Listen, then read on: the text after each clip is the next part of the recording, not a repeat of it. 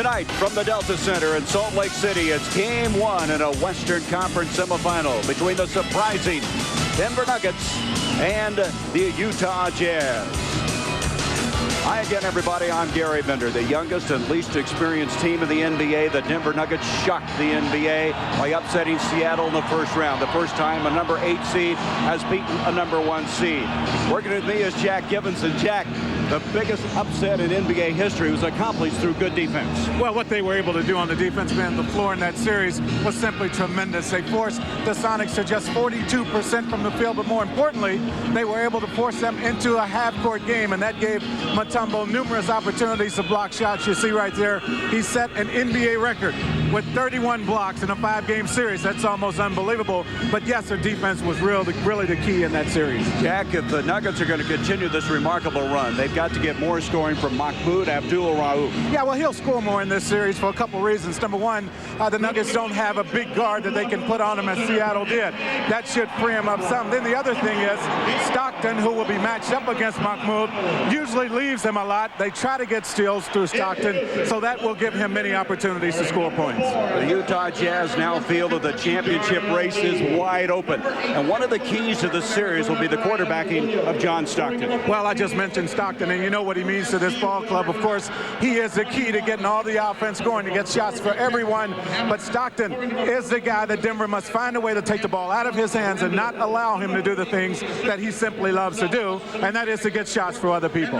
What a 1-2 punch the Jazz have. You add Karl Malone to John Stockton. He's averaging over 29 points and 12 rebounds in the playoffs thus far. These two guys have played together for 9 years. They have great synergy, and Jack, they feel this is the best chance they've had at winning it all. So it'll be Game 1, the Jazz squaring off against the Denver Nuggets. And during the regular season of play, the Jazz won 4 of the 5 games. So we're going to be back with the introduction of the starting lineups.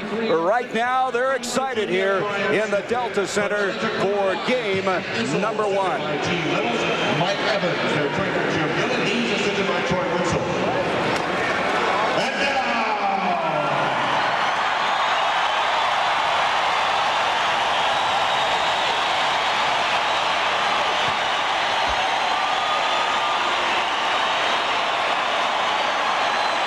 ladies and gentlemen, introducing our Utah Jazz.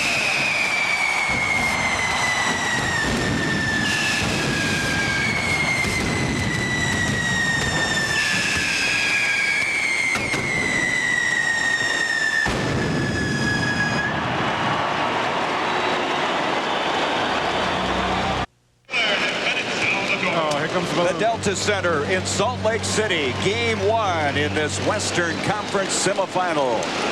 The Utah Jazz and the Denver Nuggets, and here's tonight's Jeep Eagles starting lineups. Mutombo and Spencer, the two big guys in the middle. Well, that's going to be important. You'll see the Jazz keep Mutombo busy away from the ball to take away some of his block opportunities.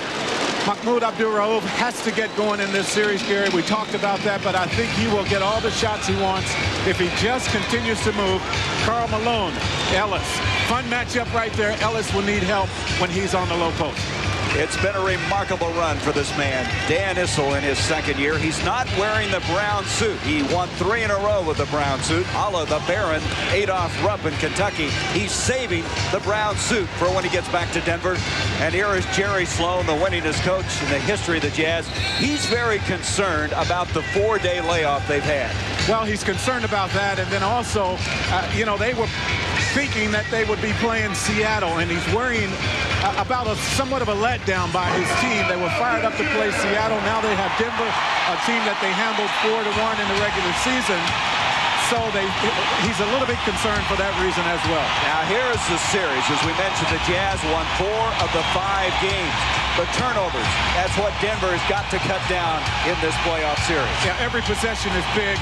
The further along you get in the playoffs, and you can't afford to have that many turnovers. And you can see how effective the Jazz have been at home. 21 of the last 23, and this place is hopping. Sold out at the Delta Center. Dikembe Mutombo, who had 31 blocks. A record for any playoff series, 5 or 7 game series. He broke the record of Hakeem Olajuwon, who had set the record at 30.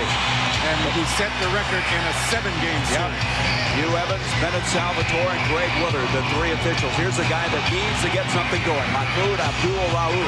Well, you see Stockton dropping back. That's something that Gary Payton would not do against Mahmoud, so that will get him shots. The 2 big bodies against each other. 7 seconds on the shot clock. Reggie Williams missing. He said he was fouled. Here comes John Stockton leading the NBA in assists in the regular season as well as in the playoffs. He had a high of 18 assists in the game against San Antonio. Jeff Hornacek could be big in this series with his shooting because he has a height advantage on Mahmoud. Stockton up to Tyrone Corbin. He needs to find the shooting touch. He's been shooting only 19% in the playoffs.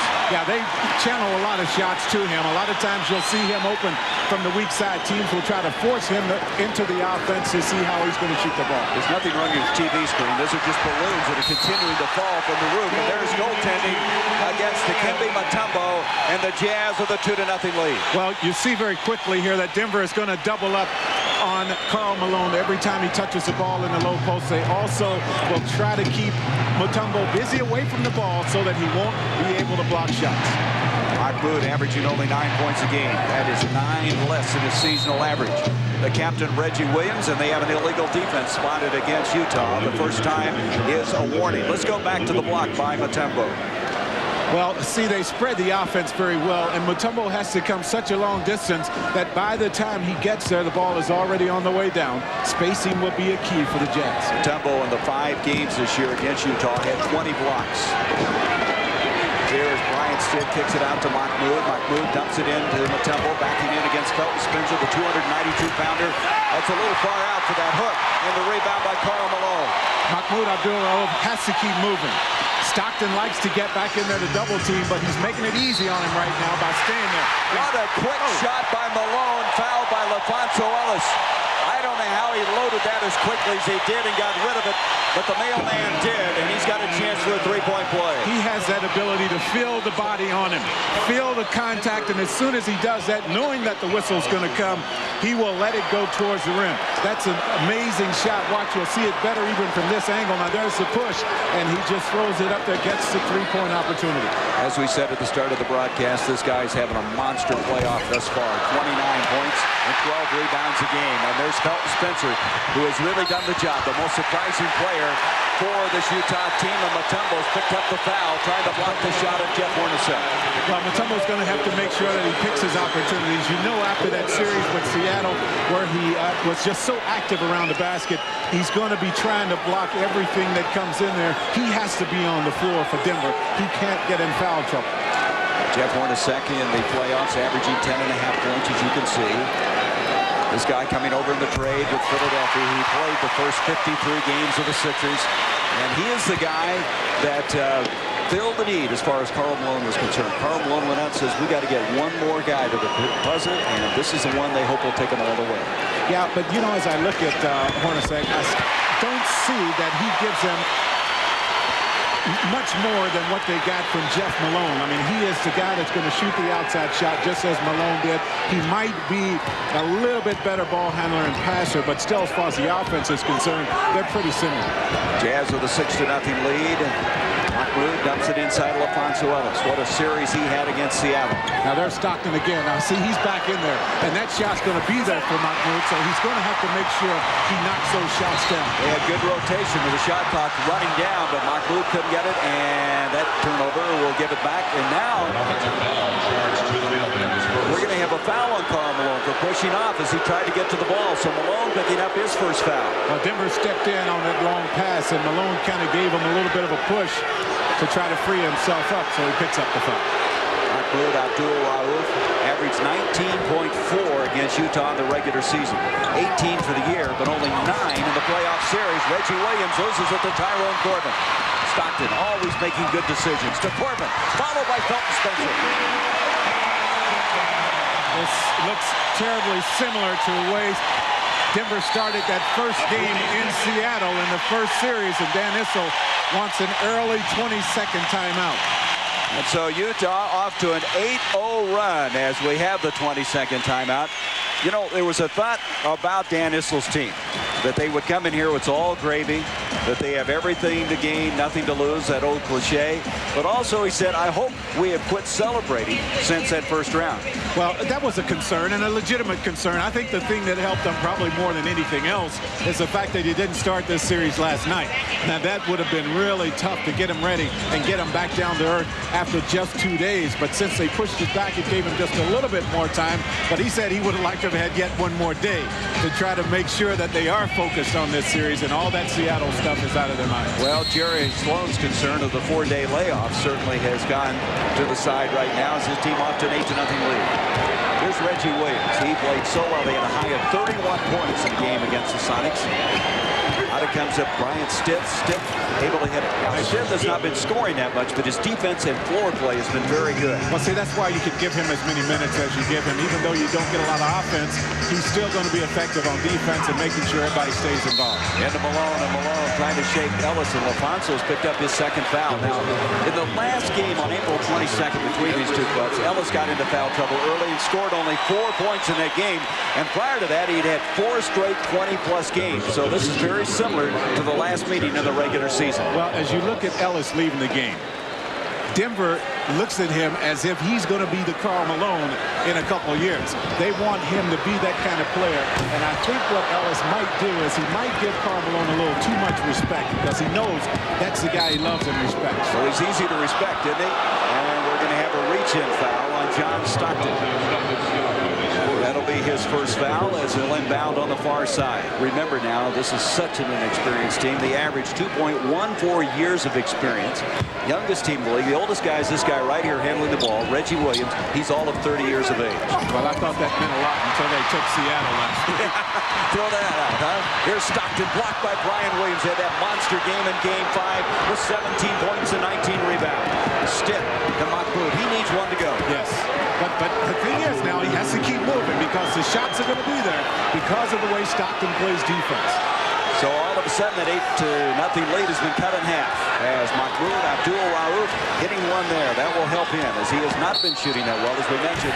And there's a foul as Stockton puts the ball up. It's going to be on Mahmoud Abdul-Rauf. That'll be his first. If you're wondering about the name, it used to be Chris Jackson. He played for the Tigers at LSU. Last year, the comeback player of the year. And this year, the leading scorer for the Denver Nuggets as Stockton goes to the line. Well, as I look at him, though, I still think he's too skinny. I mean, he has dropped about 40 pounds over the last year and a half or so.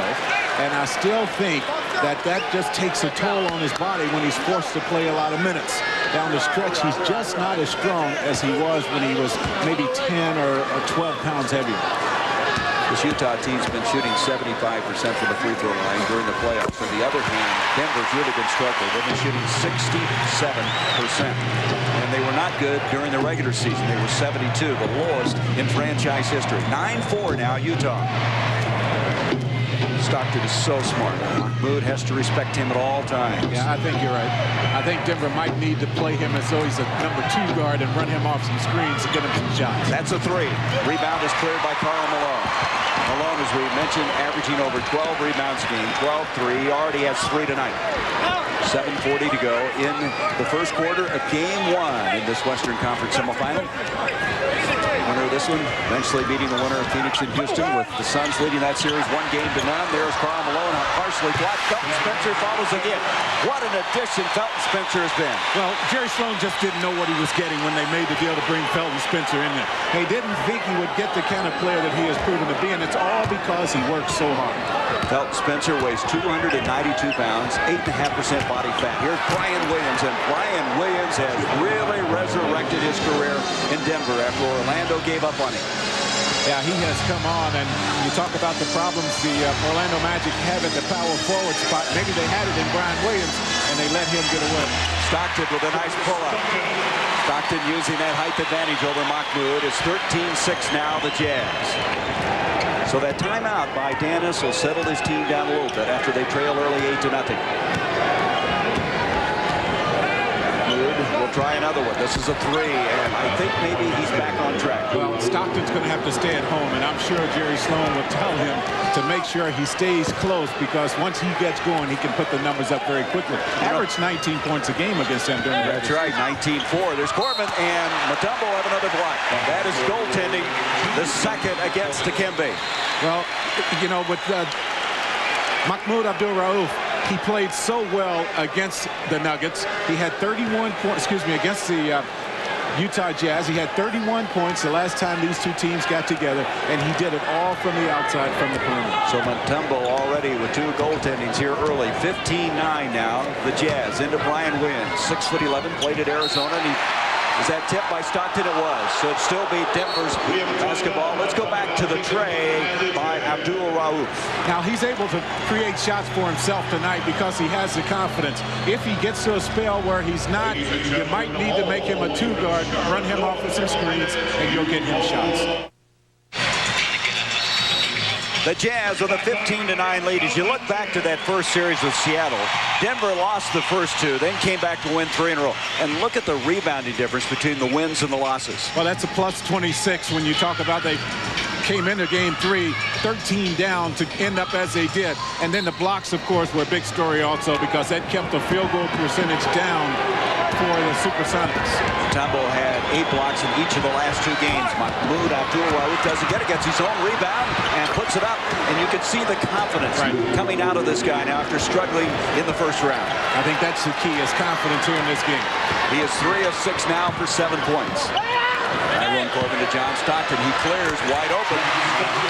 He's shooting it too well this year. The #1 point guard field goal percentage-wise in the NBA. At 53, and he's increased that, believe it or not, in the playoffs to 54.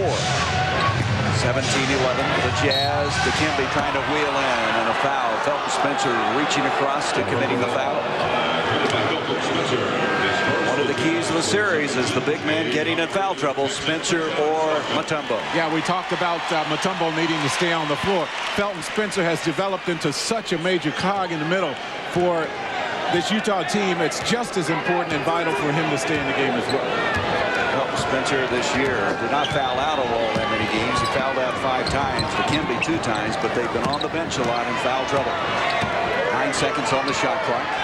Reggie Williams with the 3, and Reggie Williams with 10 of 23 from three-point land against Seattle. Yeah, that was a huge, huge part of that series, their ability to knock down the 3. And when Robert Patton comes into the game, he has confidence also from behind the three-point line. So the Jazz lead Whittle to 3. Hornacek, a difficult shot, rebound Brian Williams. And Williams had 19 rebounds in the last game, is rebounding again. He's taking this one all the way. And how many steps did he take without the ball on the floor? Great job. He couldn't find anyone to pass it to and kept the dribble alive. What a difference you see in this Brian Williams. Here is Jay Humphries, who had a very good first round. He had a high of 25 points in the second game against San Antonio. He makes it 19-16 Utah. One of those veteran players that the Jazz can bring off the bench and gives them good minutes. So Humphries is coming to the ball game, giving John Stockton a breather. Then it comes to Mutombo. Mutombo backing in. There's that little hook. And Bryant still tried to follow. Karl Malone tried to come up with it. It's off of Denver. It'll be Utah's basketball. Yeah, you talk about Brian Williams. Had a lot of problems in Orlando. Played just 21 games last season. So to go 82+ this year is a huge advantage for this Denver team, but more importantly for Brian Williams, because he's playing with a lot of confidence also. He's once again sure of himself and sure of his game. I don't think he's going to be a point guard anything in the near future. Do you think? I don't think so. But I think it's nice to know that he can handle it if he has to. Here's Brian Williams battling again. He has just been a terror on the rebounding department.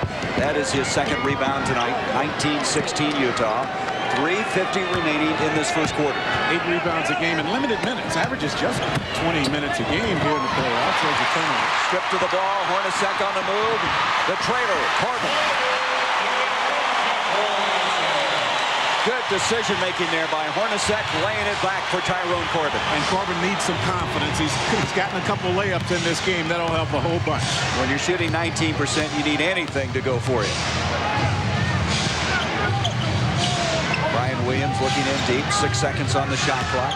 This is expected to be a half-court game as Mutombo tomahawks that one in. It is 21-18. You know, if this continues into a half-court series, the Jazz will win this series. I mean, that is Utah's game. That's when they're at their best. thing about it, the Jazz will run at the opportunities, but Dan Issel feels that they are more favored in an up-tempo game than Utah is. I think so. 7 seconds on the shot clock again. This team plays so intelligently, and there's one off the glass. Jay Humphries. What a lift he has been off the bench for the Jazz. 4 points. Jay, of course, played collegiately at the University of Colorado. Get a chance to be close to Boulder when they return to Denver. And there's Reggie with another 3. Reggie Williams with 6 points in the ball game. A 2-point game. Well, the silent captain is speaking with his 3-point shooting as Robert Mack, who just checked in, commits a foul on Jay Humphries. Well, you know, the Nuggets understand that the Jazz will, in fact, run the fast break at every opportunity. That's why it is so important for them to take care of the basketball. Don't give them extra opportunities. The Jazz started out this game 8-0. Dan Issel called a 20-second timeout. The Nuggets have cut it to 2 by making plays like this. We talked about their need not to turn the ball over and to get high percentage shots. You saw Felton Spencer go over to help out, and that freed up Mutombo for the slam. And the 3-point shooting really kicking in now for Denver. They are 3 of 5, and both teams shooting extremely well. Denver at 60%, the Jazz at 59%.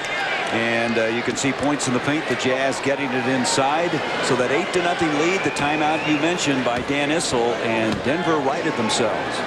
Rodney Rogers is now checked into the lineup for the Denver Nuggets as Jay Humphries misses there. Rogers, another guy that can shoot the ball from behind the 3-point line. Yeah, he's 5 of 13 in that first round against Seattle. Humphries is a good free throw shooter during the regular season, shooting 75%. And he makes it now a 24-21 lead. 2:24 to go in the first quarter. This is game 1. I'm Gary Bender along Goose Gibbons as we're glad to have you now at the Delta Center. Game number 2 will be coming up Thursday here from Salt Lake City. Brian Williams takes it inside and it's blocked by Felton Spencer. Reloaded by Williams. They have a brace 24. Reggie Williams misses the 3. It'll go out and be Utah's basketball. You know, sometimes it's hard to take that 3-point shot, but you don't want to rely on that for your offense because that's just a low percentage shot. And a lot of times if you make a few, you get comfortable there and you don't try to work the ball for higher percentage shots. Give Felton Spencer a lot of credit on that block. He took on Brian Williams. The shot by Hornacek not there. Williams, look at him battle for it. Tries to keep it alive, and it's going to be the Jazz's basketball. But I love the energy and effort right now of Brian Williams. Well, they were concerned coming into the playoffs that Brian was very tired. He played, as I said, just 21 games last year. He played 80 of the 82 this year and played a lot of minutes. So he's not used to playing that much time. He has answered that concern. Felton Spencer, who's averaging 8.3 points and 8.3 rebounds. He has been so solid for this Utah team. 26-21, Utah, minute 25 left in the first period. Here's Rodney Rogers. We mentioned the rookie out of Wake Forest, and he is fouled as he tries to back inside. Rogers, that big body, but also, Jack, the ability to go outside and shoot the 3. Well, he started out the season playing around the fringe most of the time. They have tried to take more advantage of that big body by giving him opportunities to post up, as you saw right there. His numbers increased when they went to that. Tyrone Corbin picked up the foul, his first. Nuggets are over the limit. The Jazz now with 14 fouls. Here's Rodney Rogers taking it inside. Rebound by Felton Spencer. That's 5 now for the 7-foot center. Humphries, and tipped up, and bodies everywhere, and we're going to have a foul. And the foul's going to go on Brian Williams. Williams and Malone battling for the rebound. Malone hit the floor. And Williams picked up the foul. Well, Malone runs the floor so well, and watch him get position there. Has Brian Williams on his back. Brian has to come over. And Malone also a pretty decent actor and entices the officials into that call. Little thespian in him there as Brian Williams picks up his first. Here's Malone. Malone in that first round against Seattle averaged 29.3, 12.3 rebounds, and against the Nuggets in the regular season, almost identical numbers, 29.6.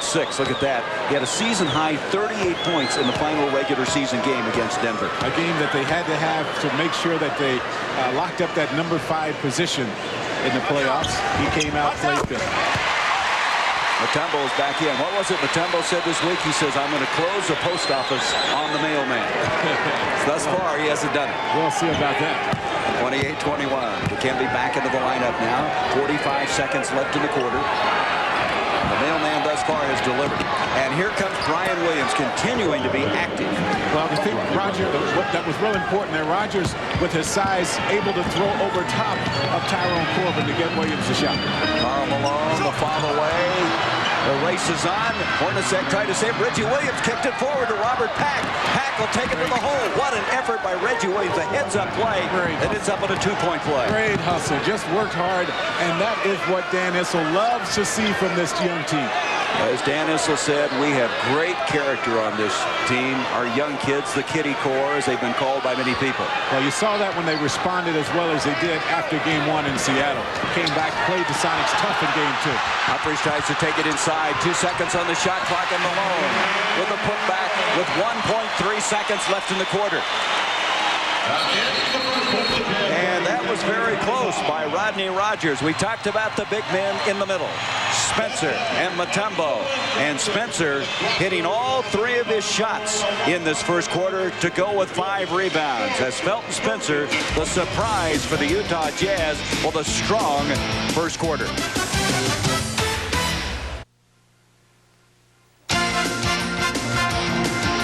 Welcome back to Salt Lake City and the Delta Center. Game 1 in this Western Conference Semifinal. And after 1 quarter play, the Jazz leading the Nuggets 30-25. I'm Gary Bender along with Jack Gibbons. Look at a heads-up play by Reggie Williams. Well, he knew he couldn't get it.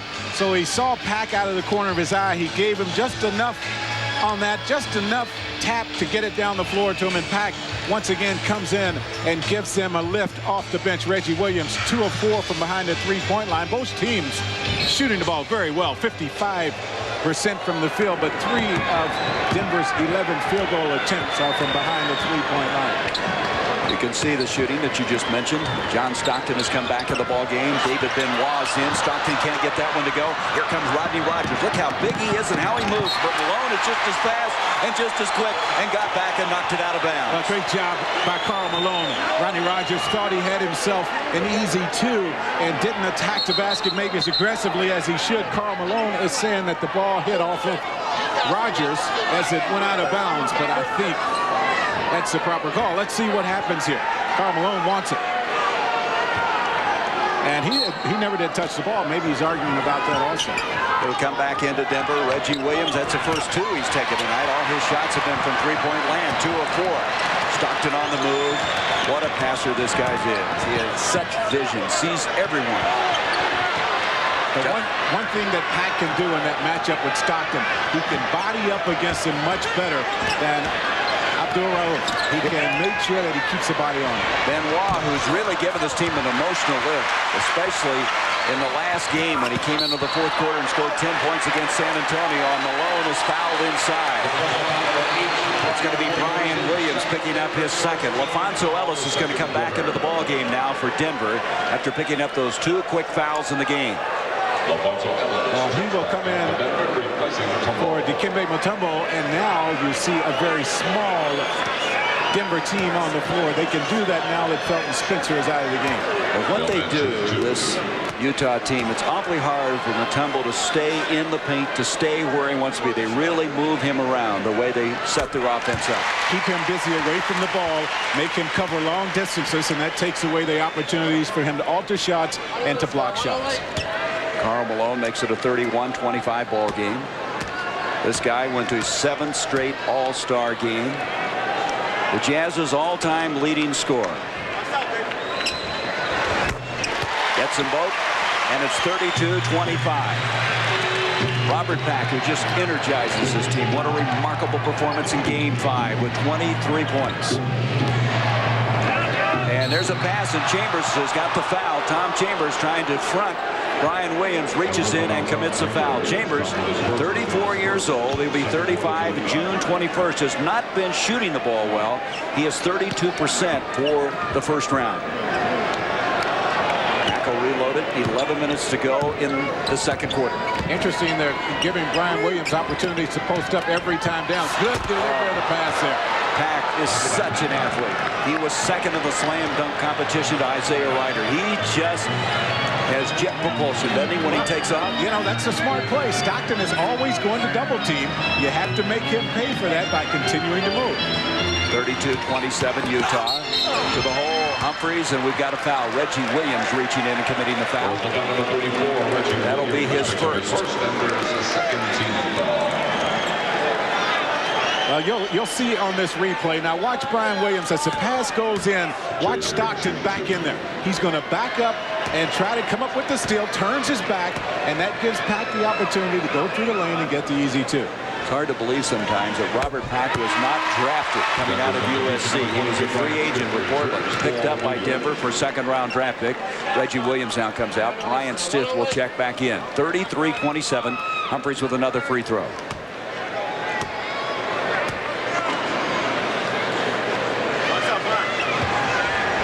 Jay gets both of these. 34-27. 10:33 to go. First half. You know, this crowd started out very loud, and I think the way the Nuggets have played since the first 3 or 4 minutes, have taken them right out of the game. They're laying back as if they're a little bit uncertain about what's going to happen here. Remember now, Utah's won 21 of the last 23 games in Salt Lake City against the Nuggets. Ellis tries to cross over the middle, loses. Rodney Rogers has a big collision. Looks to me like he ran into his teammate more than he did a Utah player, but they're going to call it on Tom Chambers. Well, see, what happened was Chambers gave Brian Williams a push from behind, and Brian Williams flew into Rodney Rogers. So that's a perfect call. Now, the crowd's not going to like it, but check this out. You'll see Chambers, who is in the lane. After this, now you'll see him come to the basket. Now watch Chambers. See if you see that. See him push Brian Williams right there, and he calls this a foul right there. Rodney Rogers with the free throw. I'll tell you, this Utah team will not forget Rodney Rogers. In a game earlier this year, he hit 3 threes in a span of 9 seconds. Right. And they eventually lost the game anyway. But can you imagine 3 threes in 9 seconds? They talked about that for a long time. His third three-point basket put them up by 1 point. And the Jazz came back down, executed, got a shot off as the buzzer expired. Got some pushing inside going on, and it looks like Brian Williams may have picked up another foul. He was trying to fight through the pick inside. That will be his third. And so Mutombo will have to come back into the lineup now for the Nuggets. Brian Williams will leave. He has 6 points, 2 rebounds, 2 of 5 shooting, as Benoit now will inbound. Tough loss there and a tough way to pick up your third personal foul. Brian gives him so much energy. He will have to sit the rest of this period. Pack, as you mentioned, with this athleticism, a good matchup for Stockton. And that should be an offensive foul on Jay Humphries. And Jay Humphries has picked up the foul. 9:52 to go in the first half. The Jazz by 5. 34-29, the Jazz of the lead here in the second quarter. Let's update you on how these two teams got to this Western Conference Semifinal. Nuggets with that major upset, a number 8 seed defeating the number 1 seed, 3-2, and the Jazz winning 3 in a row against San Antonio after losing the opener in the Alamo Dome. Let's go back to the third foul on Brian Williams. Well, as I say, this is a tough way to pick up foul number 3. He is just working to get through the screen. And Karl Malone forces him to pick up foul number 3. As we come back into the action, Brian Stith inside, and Jay Humphries trying to body him out has committed the foul. Jay Humphries committing the personal foul, his second. Felton Spencer will come in, and Karl Malone will get a break now with 9:40 left in this first half. Malone thus far with 10 points, 4 rebounds, 3 of 6 from the field. Biggest lead of the ball game was how this game started, 8-0 in favor of Utah. Pack missing outside. Good hustle rebound by LaFonso Ellis, and there's a foul going to go, I think, against Spencer, who just checked into the game. Just checked back into the ball game, and right now the Nuggets are doing a good job of beating the Jazz to the loose balls. They are making sure that they find extra opportunities to score points to try to get caught back up here. LaFonso Ellis, as you mentioned, in the estimation of Dan Issel, will be the Karl Malone in a couple of years that everyone's talking about now. That was a good hustle rebound. There's a backup foul on Brian Stitt. Stitt tried to back his way in, has committed the foul, his first of the night. Jay Humphries did a good job of baiting the official into calling it this way. Now he's working hard to try to keep the ball away from Stitt. Now watch as he catches the ball. He gives just a little back and not a lot of contact again, but he does get the foul. The old flopmeister. As Humphries misses, comes out to David Benoit. It's amazing. Mutombo has yet to get a rebound in this ball game. He's been in and out of the lineup.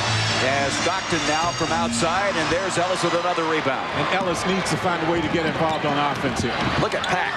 To the hole, doesn't get it that time.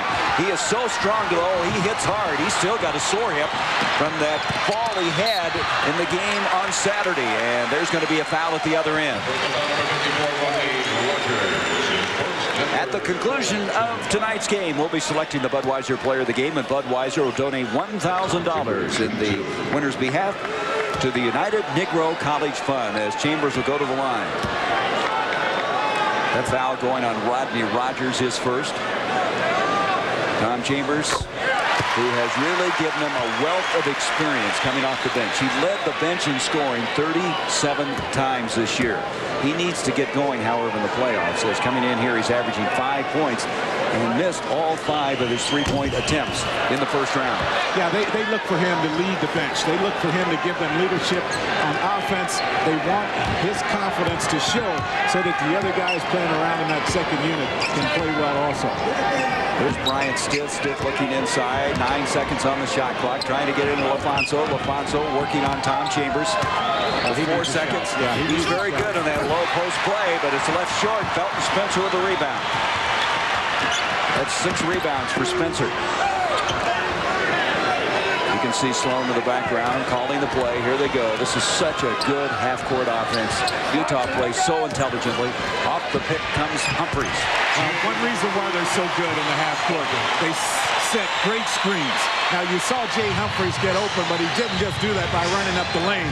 He had to fight through 2 screens. The second one by Felton Spencer. No way he's going to get through there, so Humphries freed up. Dan Issel told us this morning somehow they've got to disrupt that half-court offense, affect their execution. Right now, it's going very well, and now we have a technical called on Dan Issel. Well, Stitt also with the technical foul after he reacted. He thought he got fouled, and Dan says, what did I do? I'm just up protecting my player. So it's going to be on Stitt, not Issel, but Issel fighting for his second-year man. So Stitt with the personal and then the technical, and John Stockton with the technical free throw. Stitt thought he got hit on the shot as he let it go. Well, Stitt has been struggling a little bit. As we mentioned, his scoring is considerably down. He's not shooting all that well.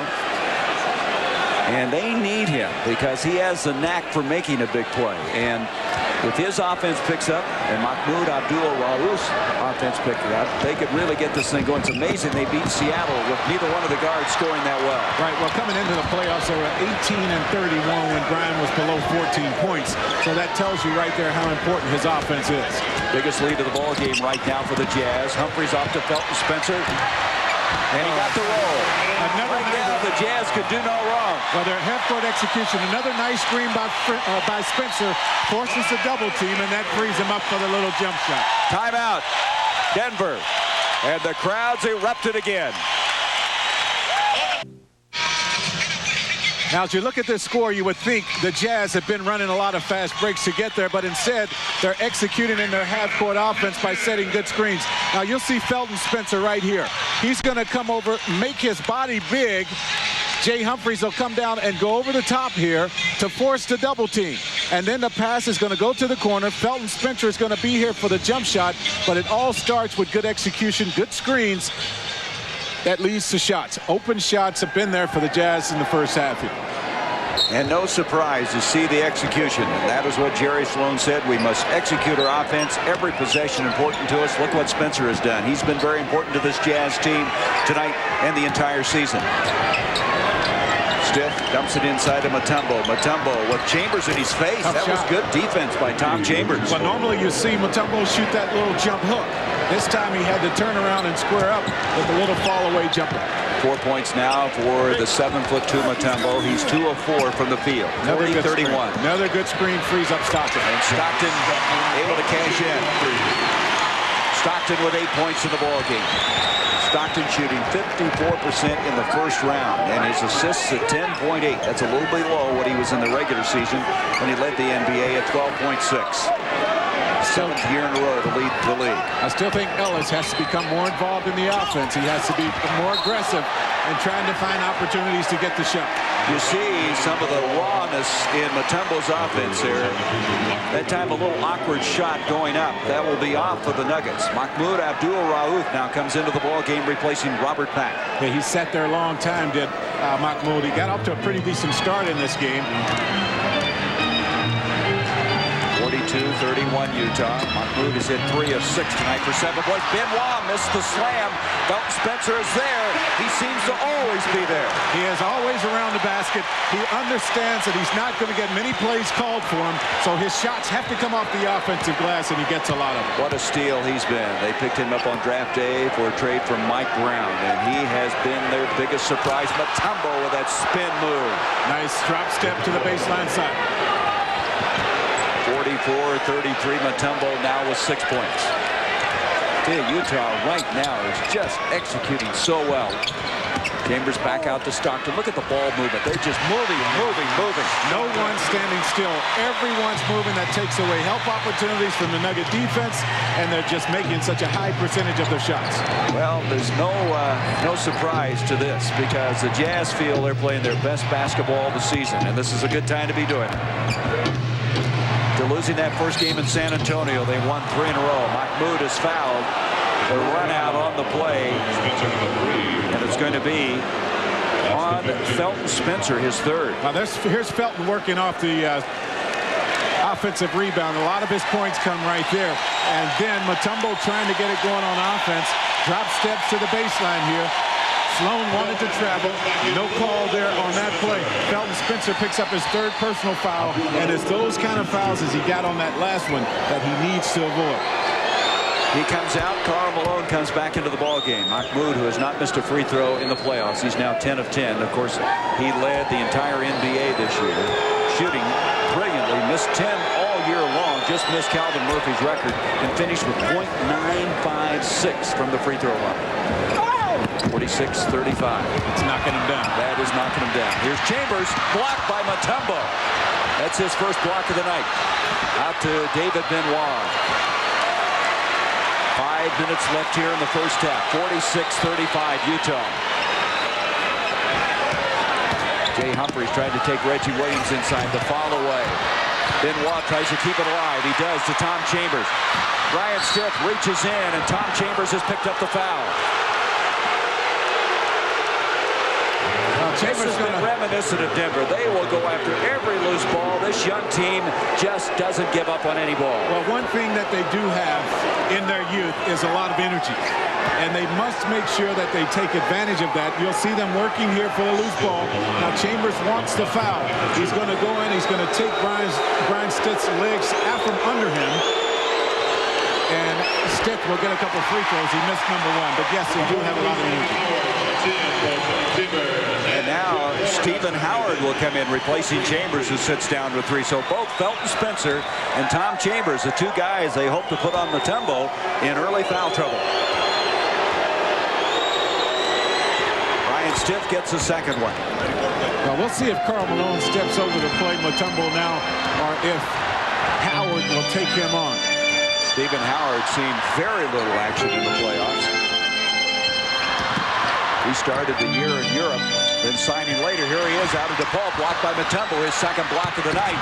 LaFonso Ellis tries to save it. Who's it off of? It's going to be off of Denver.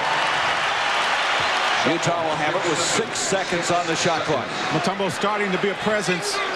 You'll see his presence around the basket here because a lot of opportunities for the Jazz coming on the inside right now. They're trying to attack the basket. Stephen Howard played in the Italian League. He didn't have those kind of shot blockers to contend with. There is LaFonso Ellis, tries to track it down. Howard puts it up, and Ellis rips it out of there. This guy gives them real toughness, real heart and soul to Reggie Williams. Williams slashing. Nice. Well, the thing is, Denver hasn't been able to get many opportunities on the fast break. They have to find a way to get more like that, more easy opportunities at the basket. So Denver fighting back as they have this entire playoff. As Stockton is fouled by Mahmoud Abdul-Rauf. The basket will not count. The foul before the shot. That will be foul number 2 on Mahmoud. Earlier tonight, how about those Indiana Pacers? They swept their first series, and look how they get started. 96-85 at halftime. Ernie Johnson and Tim Hardaway. The Reebok halftime will provide all of the details of that game.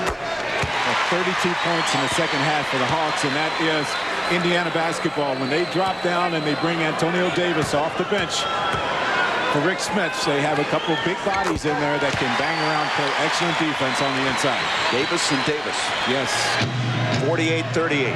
3:58 to go until the end of this first half. Game 1 from the Western Conference Semifinal here in the Delta Center. Gary Bender, Goose Gibbons. Brian Stiff with David Benoit. I mean, 9 seconds on the shot clock. Benoit with a good defense. Mahmoud on 3. That was the air ball. Good defense. Mutombo tries to go up, and he's fouled by Benoit. What was it Dan Issel told us? He says it's awfully nice when your best player works the hardest and wants to win the worst. And he's talking about Dikembe Mutombo. Yeah, because everyone else on the team knows that they have to match his intensity. What a poignant shot that was at the end of the Seattle win. On his back, holding the ball. This guy went to high school in Zaire. He speaks 9 different languages, 5 African dialects. As you watched him on the floor holding that ball up, saying thanks for that win. That's a sight that will be played and replayed for a long time. That was a tremendous series. He was just tremendous on the inside in that series. 31 blocks. 48-39.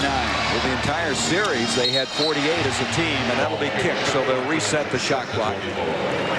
3:28 left in the first half. Now, Denver made an adjustment on that pick and roll. It's been so good for the Jazz. They brought Reggie Williams from all the way on the other side of the court to try to double up on Stockton as he came over the screen. Now, watch, they're going to bring him again here with the double team to try to cut off Stockton's move to the middle. Stephen Howard again getting some playing time because both Chambers and Felton Spencer are in foul trouble, and Howard's delivering there. 50-39. 3 minutes, 5 seconds left in the first half. Williams has it tipped away from behind by Jeff Hornacek. It'll be off of the Jazz, as now Tom Hammonds will come in for the first time for the Denver Nuggets, and LaFonso Ellis will get a break. Well, they're just not getting it from Ellis here, and the other thing is Issel understands he has 2 personal fouls. They would rather have him with 4 to use in the second half, since he's not as effective as they would like for him to be here in this first half. Stephen Howard committing the foul as Mutombo received that one inside. Well, all the playoffs will be continued here on TNT as Mutombo will go to the free throw line with 3:01 to go in this first half. And we're going to tell you all about it after this free throw. It'll start at 7 o'clock Eastern. Remember the time. The Bulls and Knicks, and the Knicks leading that series 1-0. Ron Thulin and Hubie Brown describing the action, followed then by Phoenix and Houston from the Summit, 9:30 Eastern. Suns with a 1-0 lead, and Bob Neal and Doug Collins will be courtside for that one. Mutombo not able to get the second one. Benoit gets it off to Stockton. Young teams have a tendency not to understand the importance of every possession, and that means when you get to the free throw line, you have to knock those free throws down. Those are points that could help you to win ball games. Karl Malone from outside. Look at Reggie Williams go up over Benoit. That's not easy to do, the way Benoit can leap. Brian Stiff ducking inside, takes it to the hole, blocked. Out it comes to Hornacek. And we've got both Malone and Tom Hammonds hung up. They were pushing and shoving each other on the break up the floor. Now we'll see how they call this. They have been in the playoffs calling the double technical foul. Number 21 Hammonds, and we now They're going to call the foul on Tom Hammonds. Tom Hammonds gets the foul. We'll come back and look at it. We're going to take a break. 2:33 left in the first half. The Jazz 50, the Nuggets 39 coming up at halftime. We'll join Ernie Johnson and Tim Hardaway in our studios in Atlanta. They'll recap game 1 of the Pacers-Hawks and a special interview with the coach of the Seattle Supersonics, George Karl. Let's go back now and pick up the foul, Jack, on Tom Hammonds. Well, just watch the action at the top of the key as both teams start to break down the other way. You'll see Hammond and Malone. Now, there they are right there at the top of the key. They get locked up. Karl Malone, give him credit, did a great job of just staying away from it, keeping his arms spread out so that he would not get called for a technical foul. Hammond picks up the personal. No technical fouls assessed to either player, and Karl Malone will have 2 free throws. Hammond's going to have to get a saddle if he keeps doing that very much longer. Look at the shooting from the free throw line by the Jazz. 14 of 18. As we mentioned, for the playoffs coming in, they were shooting 75%. And as we say that, Malone misses one. Always works that way. Karl Malone right now at the top of his game. 31 years old. He and Stockton have played together for 9 years. A lot of people feel this may be their best shot at winning it all. Well, you look at what happened with Seattle, and you would have to think that the Jazz are favored in this series, which puts them into the finals of the conference. Anything, of course, can happen there. So they feel pretty good about themselves and their opportunities to advance. Mahmoud with a quick shot, a quick release. And Malone saves it. That's 6 rebounds now for the mailman. 2:10 left in the first half. And they go back to this precision half-court game that Utah is so famous for. Hornacek, a running one-hander. Benoit tried to follow Dikembe Mutombo with the rebound. That's only his 2nd rebound tonight. And at 53, they wait on Mutombo now to return offensively. Reggie Williams with 10.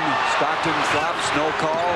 Benoit, it's going to be off Denver. It'll be Utah's basketball. You know, Denver's been trying their best to take advantage of mismatches. Certain situations, maybe if it's Brian Stith or if it's Reggie Williams, as we saw in that case, where they had posted them up, they just simply have not been able to take advantage of their size. 51-39, Utah.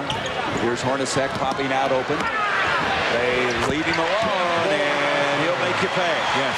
That's the biggest lead now of the ball game for the Jazz, 53-39. And it's interesting to see the way the Jazz have built this lead, very methodically, the way they always play. They haven't done anything any differently than they do every time out, and they've been able to build this lead. We just need to execute our offense. That's what Jerry Sloan told us, and it's certainly been true here in this first half. A foul inside against Stephen Howard of Utah. That will be the 2nd on Howard. Well, what happened to Denver is they got down early 8-0. Then they got some shots from the outside to drop. Now that has deserted Dan Issel's team. Well, Mahmoud Abdul-Rauf got it started. He started making some shots from the outside. They were running him off at screens and getting him shots. Since that time, though, he has handled the ball for the most part, and that enables Stockton to stay at home on him, and he's been forced to shoot the ball with a hand in his face every time. Mutombo is not a good free throw shooter. For the year, he shot 58%. He's even less than that in the playoffs. He's 2 of 5 tonight.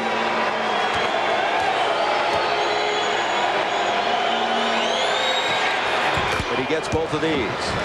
53-41, 1:05 left in the first.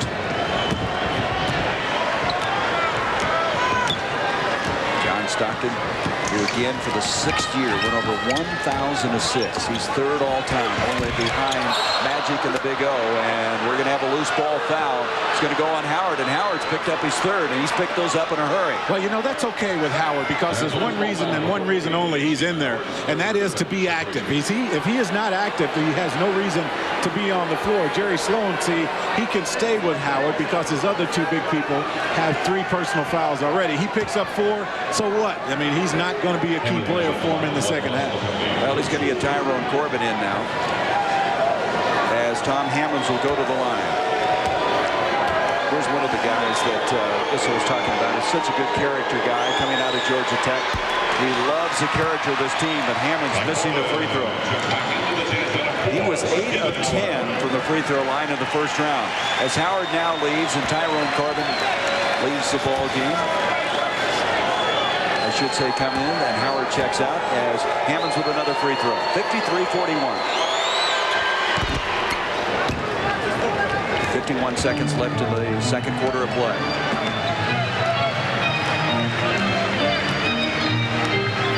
Well, they have run this pick and roll, high pick and roll, 8 times out of 10 when they get the possession. But Mahmoud reached from behind, got the ball loose.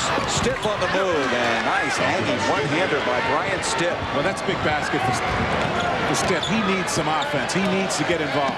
5 points in the ball game for Stiff. Here's Tyrone Corbin. He just can't seem to find his shooting touch. We mentioned 19% in the first round. Well, you'll watch Mahmoud right here reach from behind. That gets the fast break going.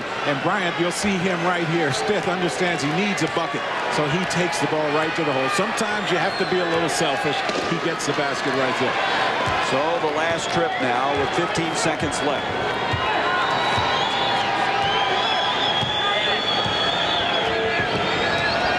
That's 7/10 of a second difference between the shot clock and the game clock. Reggie Williams tries to go baseline. Hornacek batted it away. 2 seconds now left. 2 seconds on the shot clock. Reggie Williams will inbound.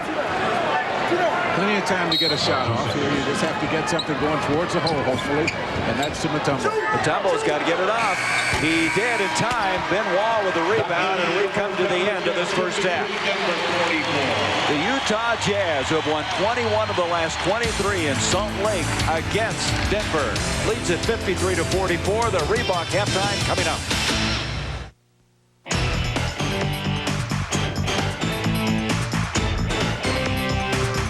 The Reebok Halftime Report is brought to you by Reebok. To remind you that on Planet Reebok, there are no rules. It's Utah 53, Denver 44. Welcome to the Reebok Halftime Report. Ernie Johnson along with Tim Hardaway. Denver, of course, stunning Seattle to get here. Utah's handling them, though, at home in the first half. Oh, yeah, you got to expect that. Utah is ready for them. They don't want the same thing to happen to Seattle to them. So they ready for them. They mean the challenge, and they up at half. John Stockton with 12, Karl Malone with 11 to lead the Jazz. Remember, though, that the Denver Nuggets lost the first game of the Seattle series by 24 on the road, then won 3 of the next 4. Earlier tonight here on TNT, Game 1 of our doubleheader, the Indiana Pacers stayed postseason perfect. They are 4-0, 3 of those wins coming on the road. They swiped the home court advantage away from the Atlanta Hawks at the Omni. Let's take a look at what went on in downtown Atlanta tonight. Stacey Augmon with a steal, Kevin Willis, nice feed. Yes. Good dunk. And they're up by 6 at the break. And Antonio Davis, one of your guys from UTEP, really had a great third period. Oh, yeah. Workman gave him the ball a little bit early, but he controlled it, got it done. He's athletic. He can run the floor, and he is very strong, and here's another example of that. Yeah. Boom. Antonio Davis with 15 points off the Indiana bench tonight. They had a big lead. Atlanta cuts into it, pulling to within 2. Look at Danny Manning slice through. That quick release, and it goes. But Reggie Miller, even though he didn't have a huge night, can always hurt you, Tim. Oh, yeah. If you leave him open anytime with a ball game, he'll hit a shot wide open, especially from 3. Yes. Yeah, he sees this one as the dagger as Indiana puts away Atlanta 96-85 in the opener. Antonio Davis and the Pacers turn it around in the third period, leading to the question, what did Larry Brown tell you at the half? Well, I just think that he said that we weren't playing together as a team, and that even though that things were going as bad as they were, we were only down 6 points, so we should come out and just relax and play basketball. And, you know, I was pretty much on the bench the first half, basically, so it gave me a chance to sit back and see what I could do to come out and help my team, and that's what I did. They played hard. They denied. They double teamed somewhat down low. And we went to one spurt where we couldn't score for like 3 or 4 minutes, so that hurt us as well. And I think the fatigue factor jumped in after that big series against Miami, came back to hunt us as far as the fatigue factor. So the Pacers take the first game. Game 2 is Thursday night right here on TNT. And when the Reebok Halftime Report continues, you'll hear from George Karl. After his Sonics went out in the first round, he's hurting. At the break at the Delta Center, Utah by 9 over Denver as the Reebok Halftime Report continues. The Nuggets' Robert Pack told us earlier tonight Denver had to put the exhilaration of that round 1 knockout of the Sonics behind them as they focused on the Jazz. But what do you do now if you're Sonics head coach George Karl and you don't take the floor again until next fall? Greg Sager sat down with Karl today and found a head coach still trying to get a handle on what happened to a team that won more games in the regular season than anybody else and then fell flat when it counted the most. For me, it's really an up and down days for me. You know, I hit periods of time where I'm dead. You know, I'm basically embarrassed by what happened. I've been humbled, and I don't know what to do. You know, I don't know where to go. I don't know who to talk to. Don't know where to hang out. Basketball has died, really. You know, I don't get turned on by the games. I'm sure that I'll turn around here in a few days, but I was embarrassed. You've been noted as going out in the open, looking in the sky, talking to the gods. What are you saying to them? What are they saying to you?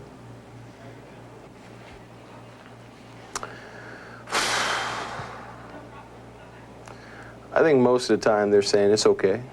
You know, I feel we hit a lull that we would have changed in regular season very quickly.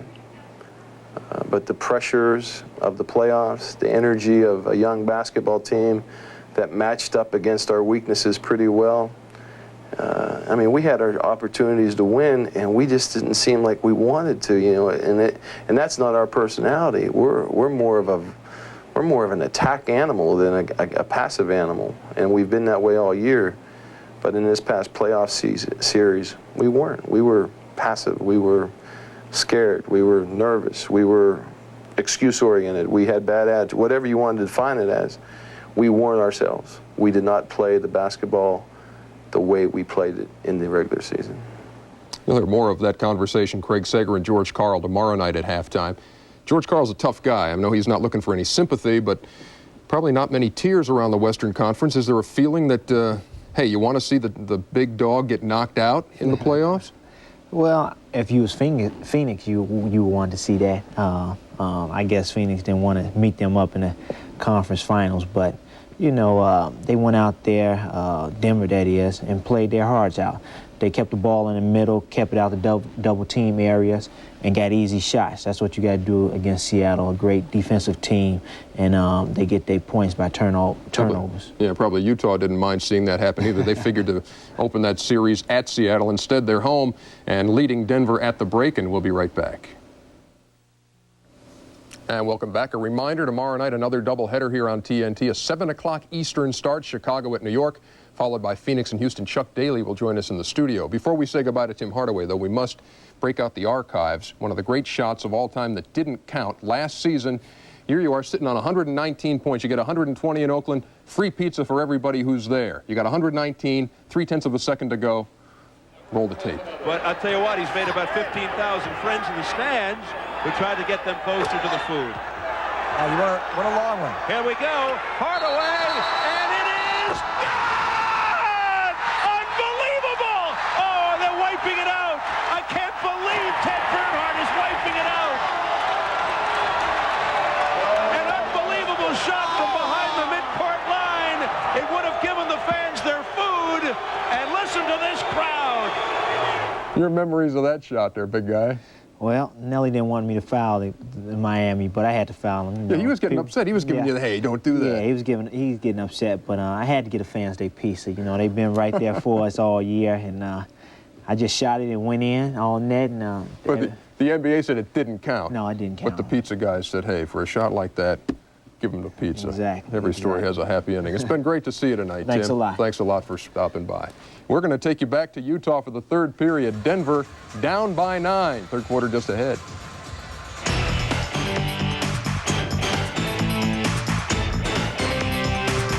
The Reebok Halftime Report has been brought to you by Reebok, who reminds you.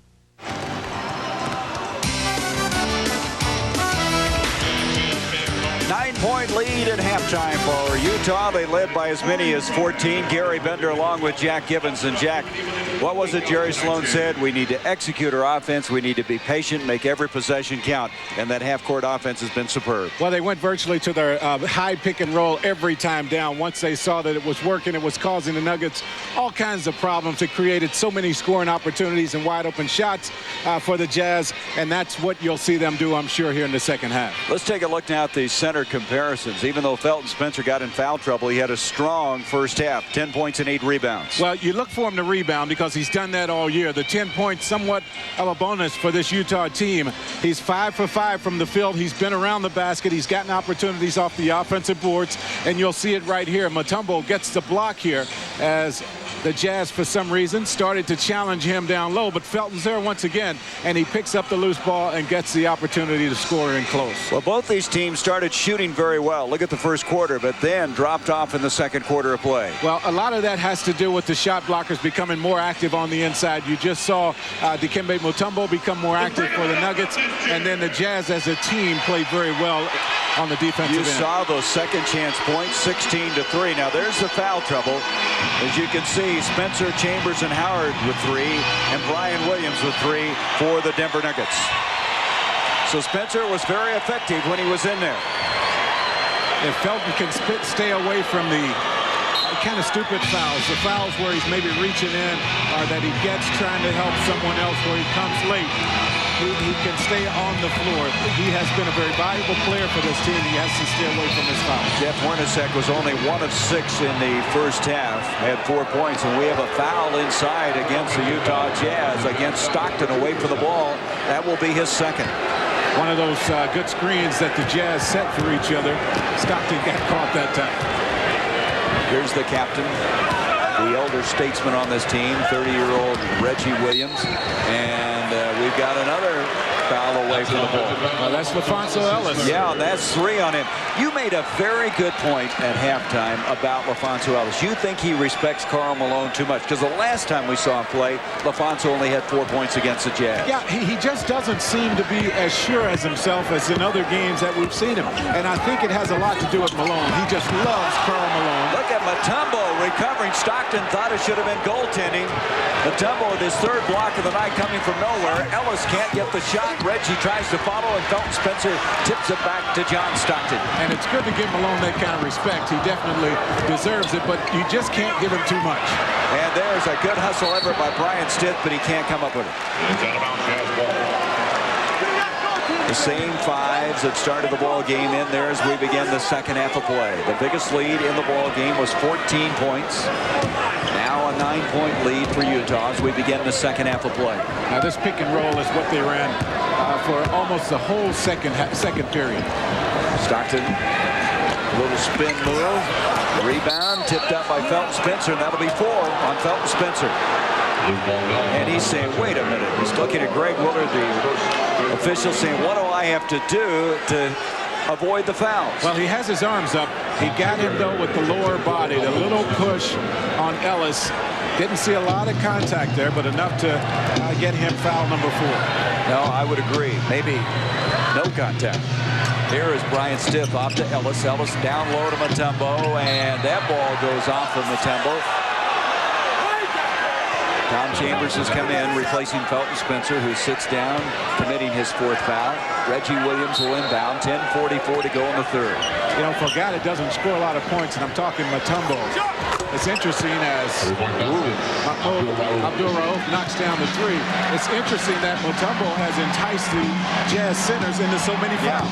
12 points now for Mahmoud. That's the way he started the ball game, and then didn't find the range. Blocked by Mutombo. Mutombo blocked the shot. That's his 4th as he rejected Malone's effort. Here is Brian Stith, and hanging in midair. He's done that twice now. Good body control on some difficult shots.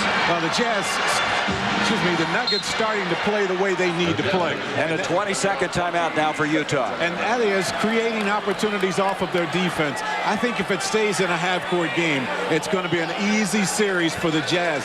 The Nuggets have to find a way to get more opportunities in the open floor. It usually starts with block shots, as you see right here, or forcing the turnovers in another area. You see the athleticism of this young team when they get in the open floor, Jack. They really can make some things happen. Well, you know, they will have to play totally the opposite game than they played against Seattle to win that series here. They forced them into the half-court game, and that is the way to beat the Seattle Supersonics. Now, the Jazz, they have to turn around, get some fast break baskets, force the tempo, and get the Jazz in an up-and-down game. So that 10-0 run has cut it to 4. Stockton can't get it. Mutombo with the rebound. Mahmoud ahead to LaFonso, and again, they love to get out and up-tempo. Well, I thought until LaFonso Ellis made an emphatic move to the basket, something very aggressive, where he got a slam or something, he was going to continue to play the way he was playing. Now you might see a totally different LaFonso Ellis. Utah still looking to score in the second half. Stiff with a chance to tie. And there's another one of those remarkable plays by Brian Stiff. We're tied. As that 53-44 halftime lead has been cut. We're even the first tie of the ball game. Fast break baskets, easy opportunities against this Jazz team will get you a win. The NBA playoffs on TNT are brought to you by Chevrolet Trucks, the most dependable, longest-lasting trucks on the road. And by Dutch Boy. Give your home the lasting look of Dutch Boy. We're tied for the first time at 53. Prior to the game, I talked to Jerry Sloan of the Jazz, and he has great respect for this young Denver team. They're a very scary team. And if we take them light, it'd be very difficult because I think their momentum, they got all of America behind them now, and it will be, I think, a great boost for them.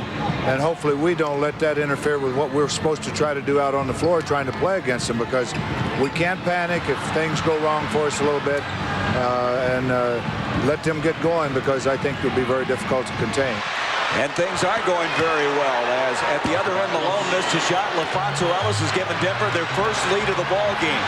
55-53. They're on a 16-0 run since it was 53-39 in the second quarter. Well, that dunk for Ellis, maybe a wake-up call for him. John Stockton baseline to Corbin. Nice pass by John Stockton. Not surprising. This guy seemingly can find the open man better than anybody in the game. But his advantage comes in the hands. He has huge hands for a guy his size, and you'll see him make a lot of one-hand passes.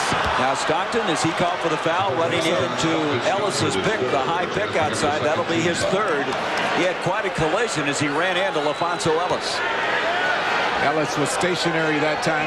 No offensive foul on that play. Look at this.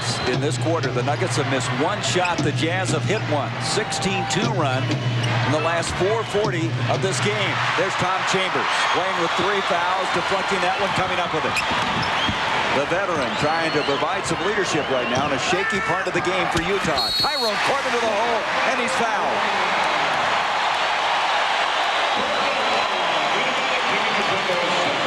Well, you got to challenge Mutombo. You know he's going to be there. And Corbin takes it right to the basket, had the momentum, was able to pick up the foul. And so the guy who's been struggling makes a very big basket in this ballgame, giving the Jazz a 2-point lead, now a 3-point lead. Mutombo picked up his second foul of the game. 58-55. That's what you have, guys like Chambers, who's been around a long time, who could make a good defensive play at one end. Well, and he's been played out of position the whole season. And it goes Mutombo, little jump hook. Malone with the rebound. Tough break there for Mutombo, but Chambers has been forced to match up against centers all year long. Malone, after his 7th rebound, is able to hit it too. And all of a sudden now the Jazz are on a run and a 22nd timeout by Denver. You talk about a game of surges. First, it was Denver, and now Utah. I think back to the first half when the Jazz got out to that 8-0 run to start the ball game. Dan Issel burned the 20. They came back and they played very well. Right here, you'll see the jump shot for Karl Malone that will get them this lead. Dan Issel wastes no time calling the 22nd timeout. He understands he has a young, fragile ball club, and a run like this can be devastating if you don't use the timeouts correctly. And so now Karl Malone with 13 points. Look at this, 7-0 after that run of 14-0 earlier by Denver. 60-55. They tied it at 55, now down by 5. There's Corbin. Corbin is such a warrior, and he has lifted his play right now. Well, see, he's a good defensive player, and that's why you leave him on the floor, even if his offense is not going, much like the guy he's guarding, Brian Stitt, who does a good job in other areas. So Denver now, after that surge, fighting back. Mahmoud, a tough shot. Rebound, Mutombo, the putback. Nice. Boy, his arms are as long as a room, aren't they? Yes, and that's where you would like to have the Nuggets big guy, the Jazz big guy, Felton Spencer, on the floor, but he's sitting over there with 4 personal fouls, so he's going to have to watch a while. 10 seconds on the shot clock, 60-57 Utah. And Mutombo picks up the foul, holding on to Malone's jersey. That's his third. So another foul that never should have been committed. Dan Issel now trying to settle down his big guy as he holds his hand up. And Dikembe with his third, they'll inbound. That's the second team foul against the Nuggets. The Jazz also with 2 here in the third. Hornacek quickly.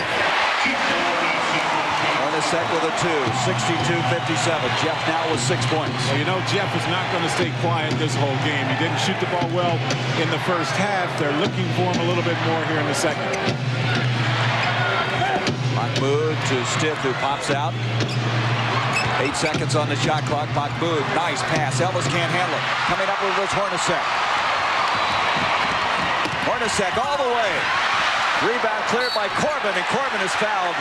And in this little comeback, you got to give a lot of credit to number 23, Tyrone Corbin. Well, he's been the guy that has picked up the Jazz.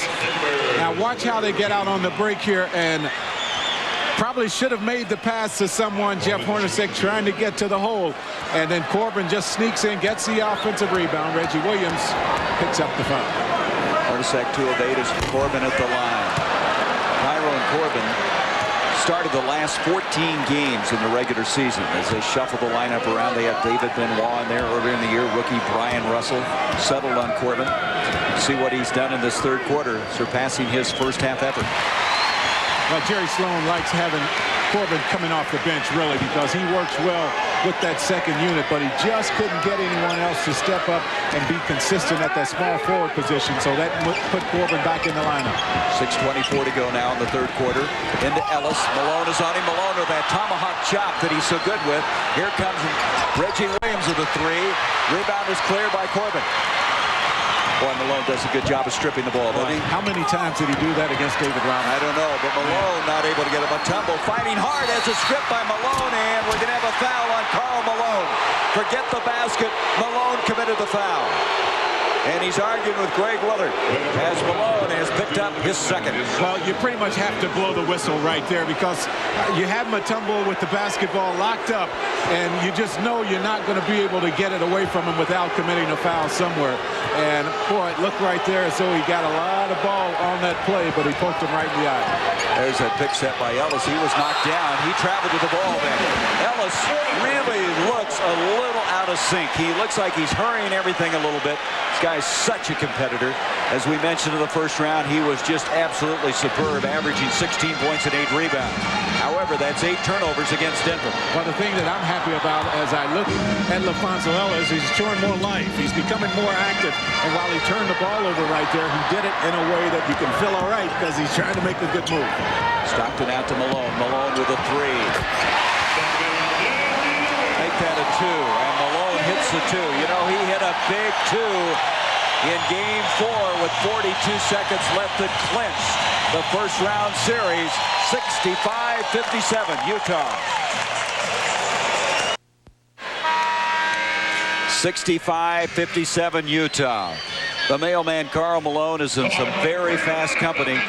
He's played so well through the course of his playoff. Here's the 2.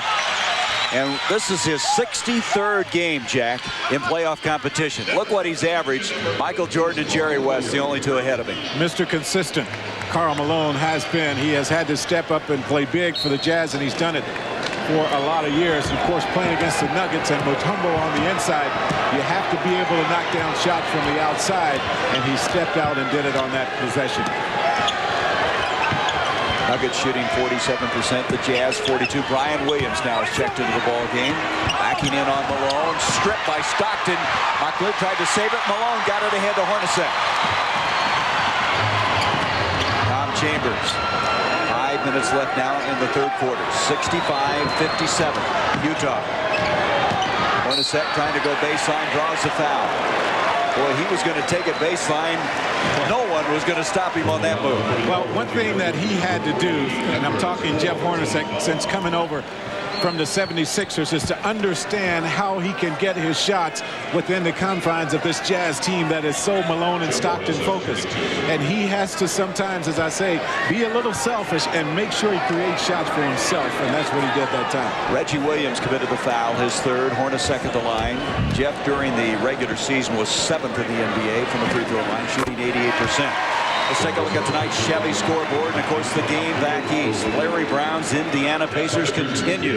Look at the rebound, 48-33, winning it, and now a 1-game-to-0 lead over the Atlanta Hawks. And of course, the Knicks and Bulls deadlock. That wasn't right a while ago. The Knicks lead that series 1-0. Not the Bulls. 14-2 run right now. This has been a game of surges. 67-57, 10-point lead now.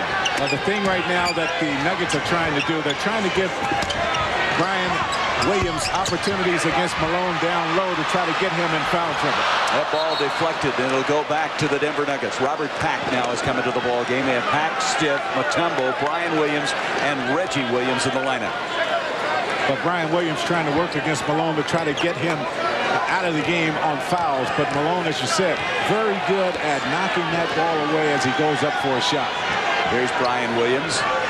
Brian Williams in the first half had 6 points. He hit all 3 of his shots. His first miss of the night. Chambers with the rebound.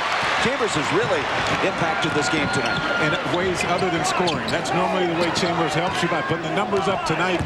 He hasn't been able to get involved in the offense, but still very important. And he hasn't been shooting well the entire playoffs, so helping in other ways. Hornacek that time collapsed on, tried to get rid of it. He thought he may have been fouled. It'll go to Denver. Well, 3 Nugget shirts came right at him after he came off that screen. You can tell the Nuggets talked about that during the break. 10-point lead for Utah. Their biggest lead was 14. Here's Reggie Williams down low to Brian Williams. Williams in the paint. Left-handed, right-handed hook for a left-hander. Rebound cleared by Tyrone Corbin. And the Nugget big people putting the ball down on the floor, and then they're having to struggle to get the shot up. Chambers. Shot still not there, and that'll be off of Utah. Tom Chambers coming into the night was shooting only 32% for the field. And he is 0 for 2 from the field tonight.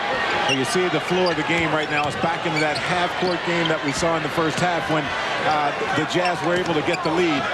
Williams trying to cut inside, and we're going to have a jump ball. Mutombo going to the floor along with Karl Malone, and they'll jump it up with 3:29 left in this third quarter. Boy, but did you see how Mutombo went for that loose ball?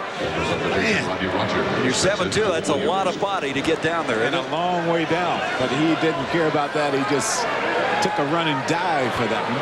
See Williams coming out. Rodney Rogers has checked in. Malone and Mutombo as they set themselves around the circle.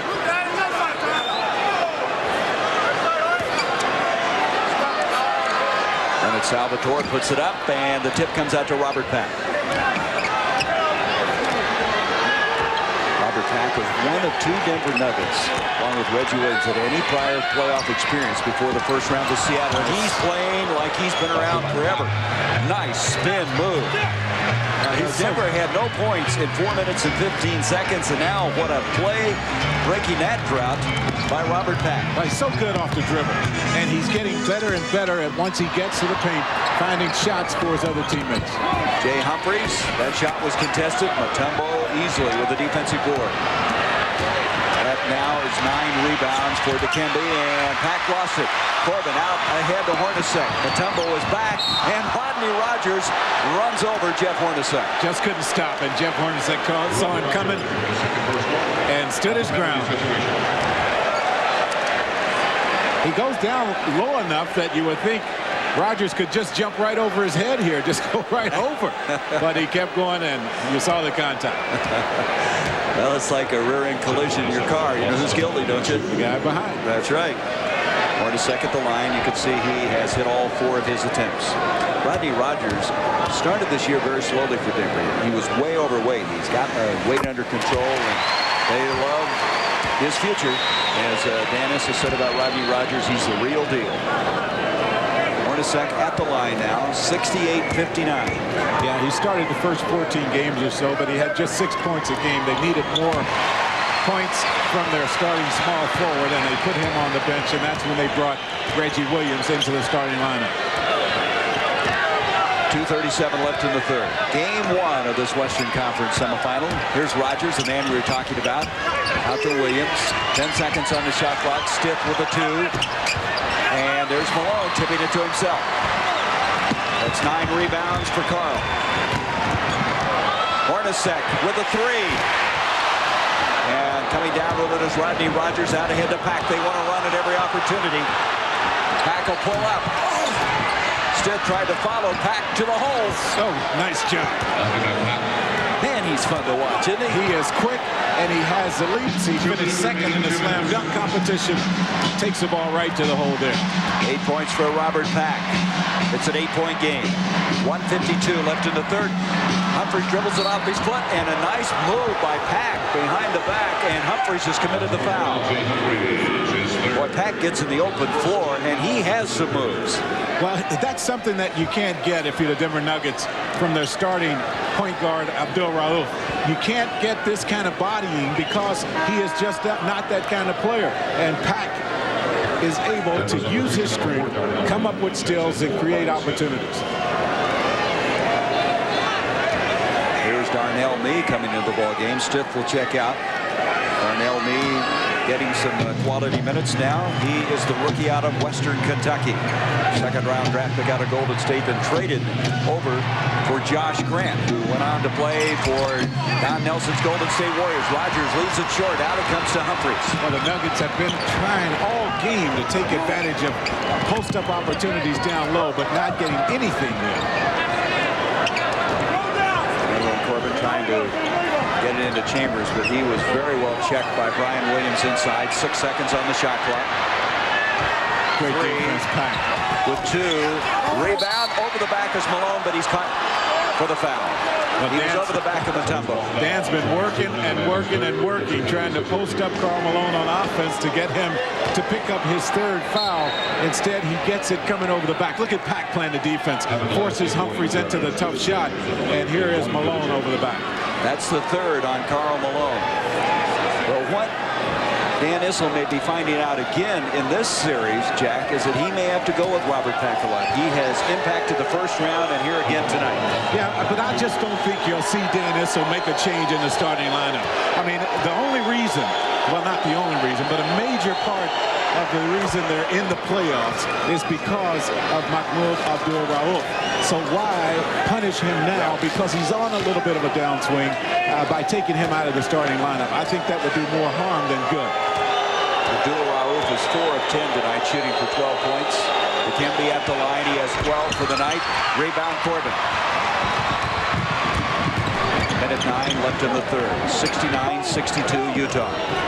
Into Malone. He's got it in low, and we're going to have a hooking foul. As Malone tried to wheel into the paint that time. It's going to be a foul on Darnell Mee, who's picked up his first. You know, they had high hopes for this guy, Darnell Mee, out of Western Kentucky University, but he fractured a bone in his left leg. He missed 34 ball games because of that. They just activated him on the 21st of March. They activated him knowing that they were going to try to get him a lot of minutes, but because of that long layoff, he's just not been able to be as productive as they would like. Yeah, he had a rod inserted in that leg as well. As you look at Mahmoud Abdul Rauf, he has a Tourette's syndrome. You can see those muscle spasms that he has from time to time. The Jazz have been brilliant from the free throw line at 79%.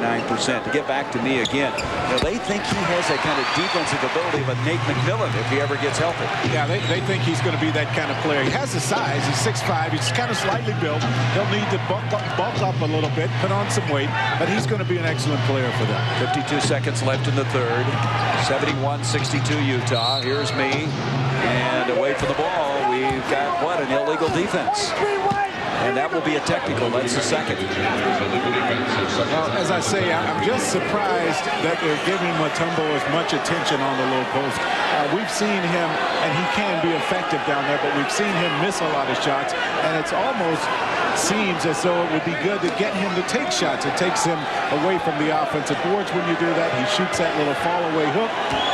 But the Nuggets giving him a lot of attention. Interesting byplay between Dan Issel and Hugh Evans. Dan Issel thought they didn't know it was the second illegal defense. He came charging down, and Hugh said, "I'm under control. I've got it." Dan grinned. They both grinned, and then Dan went down, as you can see. He's still laughing about it, but he wanted to be sure he got the free throw, even though it didn't go for him. And Hugh normally is in control, and I think that look on Dan's face tells it all. Hey, guys, I'm just happy to be here. Boy, he has done some job. What patience he's had with this young team. 12 seconds on the shot clock. Pack dribbled it off his foot. 31 seconds left, and Pack going for the steal. Hornacek somehow survives the onslaught, and now they've called the foul. Pack really aggressive, got him twice before they finally called the foul. Well, once again, you can't fault the guy for giving this kind of effort. Now he kicks it away right here, and watch what he's going to try to do. He's going to try to pick Hornacek, and then he goes on the floor. Bennett Salvatore right here calls the foul. That'll be the second foul on Robert Pack as Hornacek to the line. Hornacek 6 of 6 from the stripe. He has 10 points in the ball game.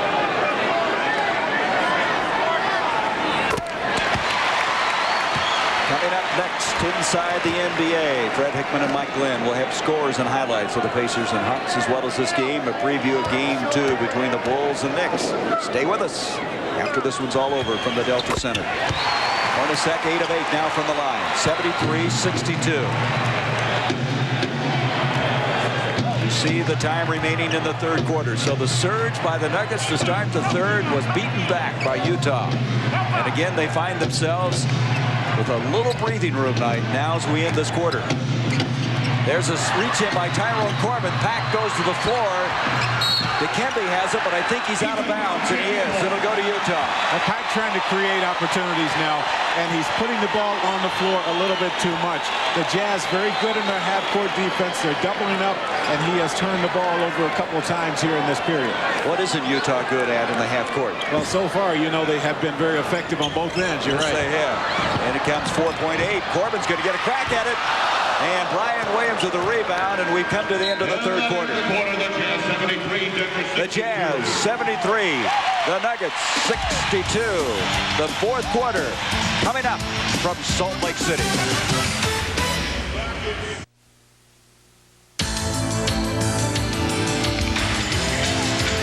Downtown Salt Lake City and the Temple Square. The Utah Jazz with a sellout crowd at the Delta Center.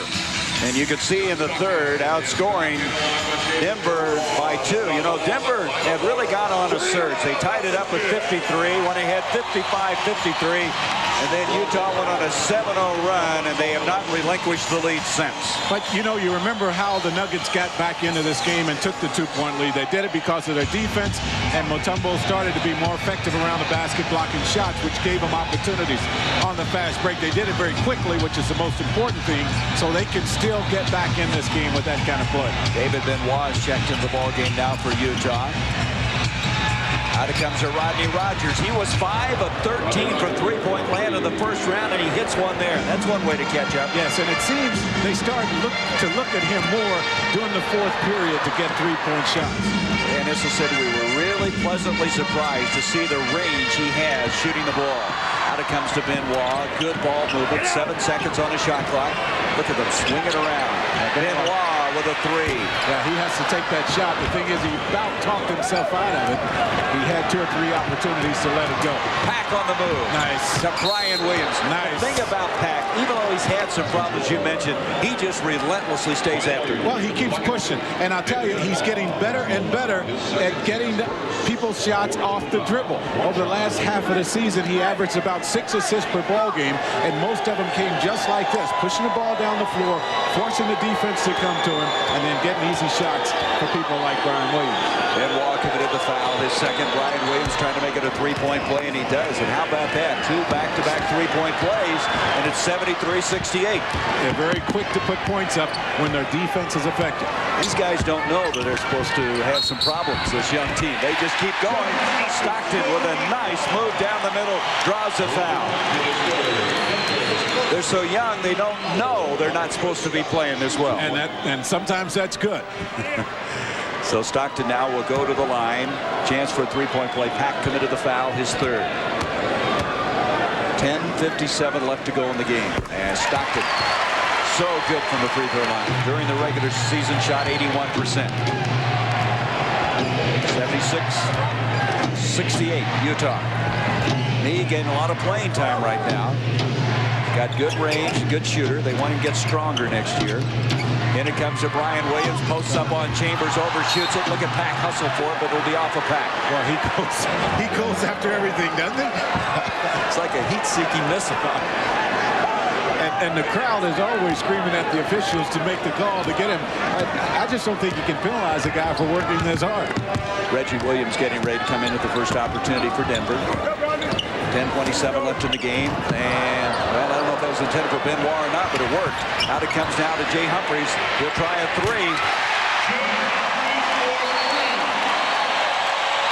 And the crowd loves it as Denver calls timeout.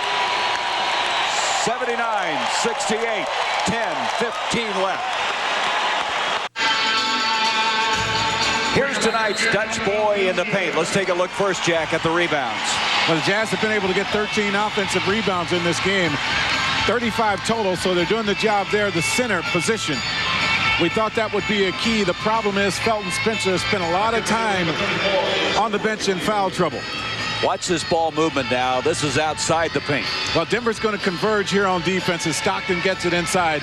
And as he does so often, he finds the open man, gets Jay Humphries the shot from behind the three-point line wide open. And Stockton now with 8 assists in the ball game. 79-68, Denver calling the timeout. We have 10 minutes left in the game. Brian Williams lost it. And then a foul on Chambers. And Chambers saying, how can you call that? As now he has committed his fourth. Well, the problem is Chambers had both arms in the back of Brian Williams and forced him to lose the ball. Now, if Williams scores there, you might not hear the whistle blown. Price 24 on the clock. Reggie Williams with Humphries on him. Alfonso Ellis, he needs to get it going. It's just not there tonight for Ellis. He's 2 of 5. He has 4 points tonight.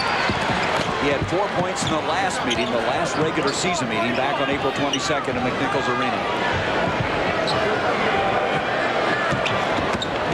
Humphries to the slashing Benoit, stripped.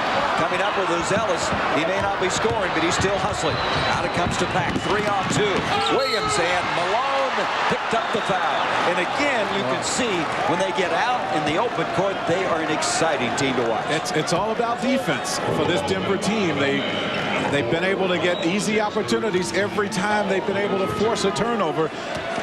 And you'll see Pack here. Boy, he changes ends about as quickly as anyone. Good decision there as Malone picks up the foul. That's the 4th on Malone. Reggie Williams hit the first free throw. Reggie Williams, the guy whose career really was headed nowhere. He had been with 3 different teams. Big disappointment. A free agent pickup in 1991. And what an acquisition he's been.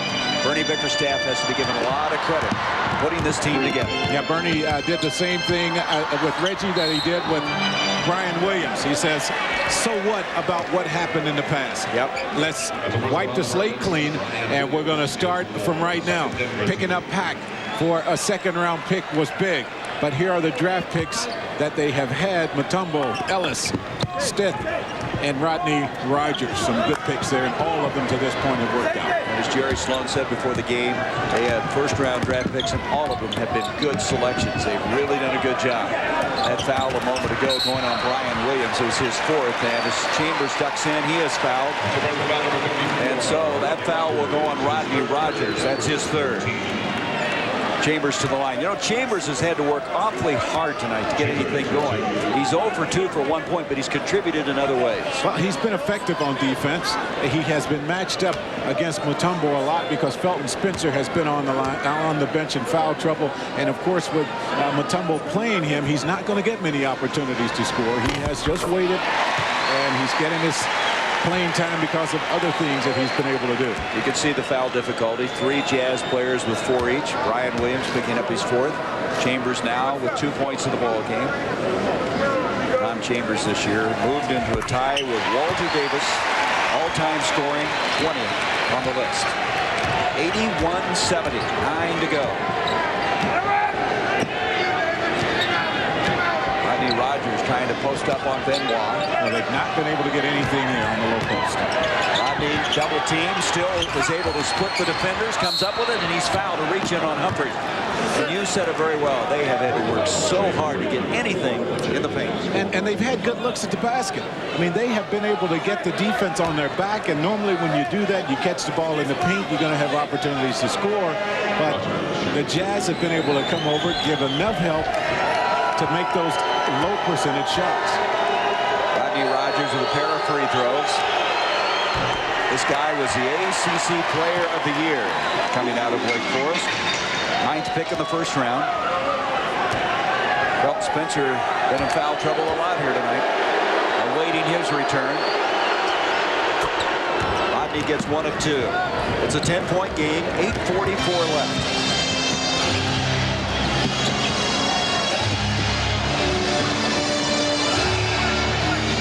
Karl Malone, he wants the ball. Stockton trying to shake Pack and block. Beautiful recovery by Rodney Rogers. 8 seconds on the shot clock.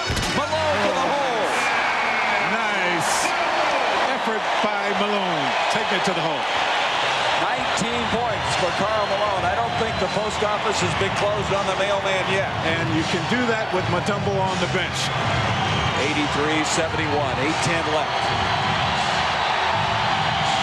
8 seconds on the shot clock. Rodney Rogers trying to get away from Benoit. Benoit ran into Brian Williams, and they've called a foul on Brian Williams, a moving screen. Now check that. Who are they going to call this on? I thought it was Brian Williams. We'll check it for sure. It is Brian Williams. It's his 5th. 5 on Brian Williams. So he's the first to reach that level of foul difficulty as Stockton now slices inside, and Pack is upset as he's picked up the foul. The Jazz just could not get over there to cut off Stockton's penetration. And you'll see the block right here, but Karl Malone is going to just say, hey, I'm taking this to the hole. And as I say, with Mutombo out of there, you can take it right in there, and Malone did that. 6'9", 260 pounds, going up in the air and hammering that away. Mutombo back in the game. Mutombo now fighting through a pick, and Benoit almost tackled him and picks up the foul. Not almost, he did. Yes. I mean, and you can't get away with that when you're isolated one-on-one under the basket. Benoit trying to free up. Malone going away from the ball. Too much body. Benoit with his 3rd foul. He has not scored tonight. He's 0 for 4 after having that strong performance Thursday when he scored 10 points in the 4th quarter against San Antonio. Well, Jay Humphreys doing an excellent job on Reggie Williams. So Reggie Williams reloaded it, and Mutombo tried to follow. Malone's got the rebound. Anything close to the basket has not worked very well for this Denver team. Well, the problem is when you have to work that hard to free yourself up, you have a tendency to shoot that one a little bit quicker. Benoit a little out of control there. Deck Brian Williams. Williams lost his shoe. He's still down on the floor, putting his right shoe on. They'll have to wait on him. There he is. Now, that's not the shoe he has cut out. The back of his left shoe is cut out because he has a laceration on his heel, and we have a technical foul now called on Jerry Sloan. Well, he obviously thought that Benoit was pushed right there by Rodney Rogers. Robert Pack will shoot the technical. it gives Brian Williams time to put his shoe back on. Rodney Rogers will leave the ball game. Brian Stiff will come in. Jerry Sloan was tossed in the first game of the first round series when they lost down in San Antonio. Picking up his first technical here, 83-72. Well, you get a look at Brian Williams' shoe right there. He had to cut the bottom part of that, the top part of that shoe out because of an injury that he had getting out of his truck, where he cut his leg about that. Look at that tomahawk again by Malone, stripping it. Benoit has been absolutely pell-mell for every play, almost out of control. He's fouled on the play. We have a timeout called with 6:48 left to go. 83-72 Utah. 7 o'clock Eastern, Chicago and New York. The Knicks leading that 1-0, followed then by Phoenix and Houston as the Suns with a 1-0 lead. Phoenix Suns have won 11 straight games. If you go back to the regular season of play, sweeping Golden State and opening up with a win in the summit against Hakeem Olajuwon, who just was named the Defensive Player of the Year. Well, you would have to think that the Phoenix Suns right now playing as well as anyone in the NBA. An excellent opportunity to advance, although the Jazz playing well, and then a team from the East Coast that might be playing as well as anyone, the Indiana Pacers. Yep, second best record since the All-Star break, second only to Seattle. Dan Issel's team playing much better, Jack, in Game 1 here than they did in Game 1 in Seattle. Well, and that's important because you saw the difference from that Denver team in Game 2 for the rest of the playoffs. I mean, they got a lot of confidence there because they matched up, played much better, and they didn't get blown out for a second straight game. Abdul Rauf has come back in, and Mutombo with a big elbow caught Tom Chambers in the mouth, and Mutombo's picked up his 4th foul. What was it that Felton Spencer said? He says when you play Mutombo, his elbows always come into play. They seem to be coming from all angles. He said you get elbowed about every part of your body, and Chambers got one that time. And there is the talk between Chambers and Mutombo. Mutombo with his 4th, and look at it again as you see Tom. I guess he may have got it in his Adam's apple. Boy, that could hurt. You get hit there. Hurts anywhere. What do I mean just there? Here's Stockton inside of Malone, and Ellis in his face, but Malone gets it. He makes a wide variety of moves around the low post. 21 points for Karl Malone. He is 7 of 16 for the field. He also has 10 rebounds.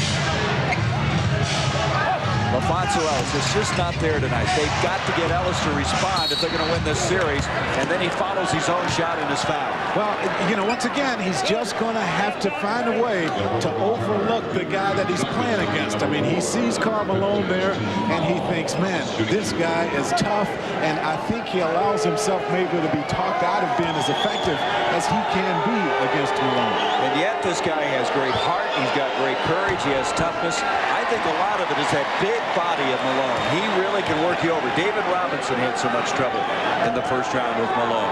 Look at this. 4 points. That's the same number he posted in the last regular season game.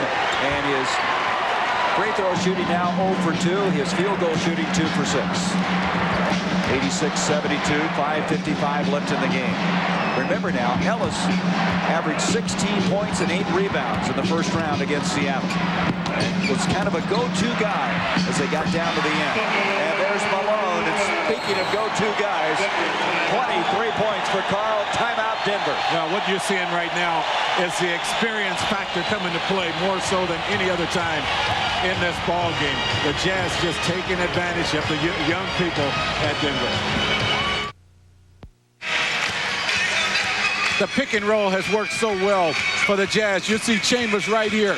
He's going to step over, free up Stockton, and then what's going to happen on the other side? Malone is going to find the open place, take one dribble, and he's going to get the shot at the basket. Stockton is so good at finding open people, and as I say, this is a classic example of the experience of this Jazz team taking over in this ball game. And the biggest lead of the ball game now for Utah, and the Jazz have really been able to be effective at the free throw line. We talked about Ellis, the problems he's having. Denver only 28 second-half points. In fact, they have only 10 points here in the 4th. Utah balanced scoring, and this guy has hit his last 5 field goal attempts. He has 23 for the night. He reaches in on Mahmoud. Off it comes to Pack. Pack slashing, athletic move, not there. And Malone tries to save it, and he's running over to Ogden, Utah. Well, you can do that on a night like tonight. I mean, he has been the focal point, as always, for the Jazz offense. And as is the case, more times than not, he steps up and answers the call. 88-72. Utah 5:23. As we mentioned, the biggest lead of the ball game. They led earlier by 14 points back in the first half. Pack off to Mutombo. Chambers has done a very good job defensively. They doubled off to Pack. Malone got a piece of it off to Jay Humphries. Well, that's just excellent half-court defense there. The Nuggets are simply going to have to find a way here in this before this series is over to force this thing into a full-court game. Well, they were able to do it against Seattle. They found a way. There is Malone, who is knocked down, and the foul on Mutombo, his 5th.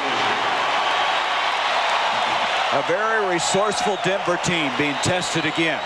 Stan Issel told us in Seattle, before we can take it to the next level, we have to experience some of these pitfalls. And after losing the first 2 in Seattle, everybody had written them off. They win 3 in a row, so they're starting out possibly with a loss here. But Issel's team has character. Dan might have to pull the brown suit back out. What do you think? Well, you know, how that all came about is his daughter, who is going to Northwestern, recommended he wear that brown suit because Adolph Rupp used to wear that each time when he was coaching at the sideline of Kentucky. And then they kept bringing it out, and they won 3. I tell you what, I think he should get it back on, not wait till he gets back to Denver. Well, he's going to have to wait for a win first, I guess. Rebound comes out now to Pack, 88-72. Dan trying not to be too superstitious about things here. Here's Mahmoud, and that shot short. He gets that quick release going, but it's just not there tonight. He's 4 of 11 now for 12 points. Stockton staying at home. Every time he touches the ball, Stockton is there. He won't get his steals maybe, but he makes it tough on Mahmoud. And he can play him straight up, and that'll happen the entire series. You're going to have to find a way to get Abdul Rauf going. Chambers has a block by Ellis. 5 seconds on the shot clock. Overshoots it. Mutombo with the rebound. A different Ellis matched up against Chambers than when he's playing Malone, and that's the kind of effort he's going to have to get when he is matched up against Karl Malone. John Stockton committing the foul. That'll be his 3rd. Look at the defensive effort by John Stockton. Well, as I say, he stays at home. That looks like an offensive lineman pass blocking. At the line, Mahmoud, and Mahmoud has not missed a free throw in the entire playoffs. He's 12 for 12. The Nuggets in the playoffs for the first time in 4 years, and 0 for 9 on the road in the first game of a series. And they were 0-2 against Seattle and came back. Can they somehow find a way to come back in this one, this best of 7?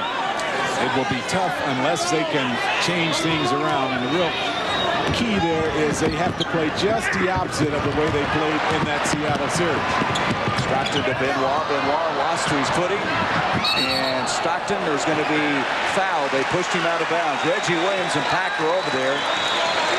And I tell you, when that ball's on the floor, you better be going full speed, because if you don't, you're going to get knocked into the bleachers. You're going to get packed into the bleachers because Robert Pack is going to go for every loose ball.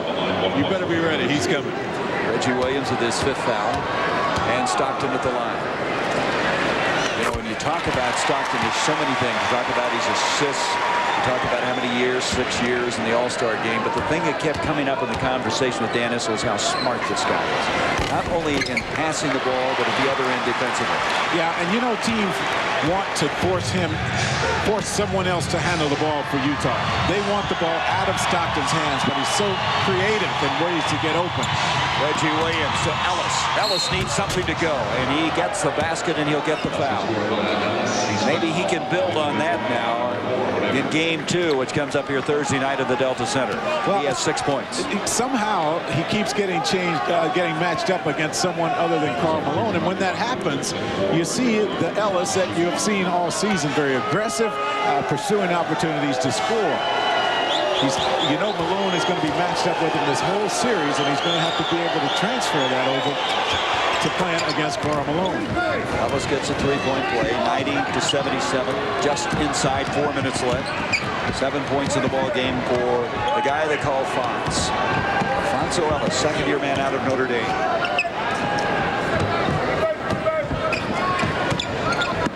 Stockton will have a three. Rebound comes out to Pat. Watch this. This is always fun to watch him in the open floor. He holds up this time. Then he decides to go in, gets to Mutombo, and Mutombo puts it away, and he's fouled. Great job, Pack. That time he kept his dribble alive, but the thing that he did, he kept his head up so he could see everything happening around him, and he found a way to get Mutombo the ball in close. Now watch how he's viewing the court right here. Head up in the air, he sees everything and lays it off very nicely. He got hammered pretty good, too, when he released the ball. That foul was going to be on Chambers, his fifth. Here comes Felton Spencer, who's been on the bench a long time. Spencer was the first guy to get in a lot of foul trouble. He has 4. He was out 19 minutes and 21 seconds, according to our astute statistician, Bruce Wolf. How's that down to the second? Bruce is about the only one that knows that. He didn't say 20, he said 21 seconds. 19 minutes and 21 seconds. And there's Ellis, deflects it out. It'll have 10 seconds on the shot clock. I was willing to say about 19 minutes. It was 19 minutes and 21 seconds. Out it comes to Stockton. Ball fake to Benoit with 7 seconds on his shot clock. Ellis comes out to Mahmoud. Hornacek is back to Pack. Blocked beautifully by Benoit. Nice effort. Benoit coming back. He's a shot block. Yes, he is. Tremendous leaper. And as Jerry Sloan said, he really gave us a lift in game 4. 8 seconds on the shot clock. Benoit off to Malone, and Malone trying to get 24 and 25. Instead, Ellis with a rebound. Ellis finishing very strong here in the fourth quarter. He is. 10-point lead now. Denver has been so resourceful trying to come back. Mutombo with a sweeping hook. The basket will count. Spencer's committed his 5th foul. Don't count this Denver team out yet. And Felton now filling the lip. I guess he caught another one of those elbows by Mutombo, and he complained about that the whole series. And let's see where it happens. Right there, yes, comes down right across the face with the elbow. Would you say this guy's got a lot of angles to his body? He is angular, isn't he? He is. 3-point play for Mutombo, and we have a 7-point game now. Look at this 9-0 run in the last minute and 38 seconds. Well, and that's important for this Denver team, not to give up and to stay in there. I think this is what you build on. Malone, who missed a moment ago, does it this time. He has 25. That's kind of a rally stopper, isn't it? When yes, it is. The big shot from outside. 92-83 U2. Mahmoud, a quick shot. He's able to hit one. And Mahmoud with 16. Not had a whole lot of shots in this second half, but he makes that one look good. Good use of the screen along the baseline. He said he had a very good regular season against Utah. Averaged 19.4. Steal attempt by Mahmoud. Inside to Benoit, and he's able to shake Ellis. He's got a chance for a 3-point play. And guess who delivered the pass? Let me guess, John Stockton. Well, the real key, I think, is how he freed himself up from the weak side. You know, Ellis wants to come over and try to help out as Malone is trying to work his way down the pass to post up. Jeff Hornacek makes the pass. That's right. I guessed wrong, didn't I? It was Hornacek. That was a 4th foul on Alfonso Ellis. 1:48 left to go. The Jazz have bumped it back to a 10-point lead. 95-85, the Jazz. Game 2 will be coming up here Thursday night in the Delta Center, and Jack and I will be here for that. Then Saturday, our friends at NBC will be bringing you the action. Then we'll be with that game at McNichols Arena Sunday, Game 4 on TNT at 7 o'clock. And then, if necessary, at Denver, Utah. Minute 48 left in this game. Well, you see the back-to-backs there on Saturday and Sunday. You hear all the talk about the altitude out there in Denver. If it's going to be a factor, it will be in those 2 games. We were just mentioning a while ago in the East, Atlanta and Indiana also playing back-to-back over that weekend. You saw the reset. The Nuggets have only 1 timeout left. Stockton with a steal to Benoit.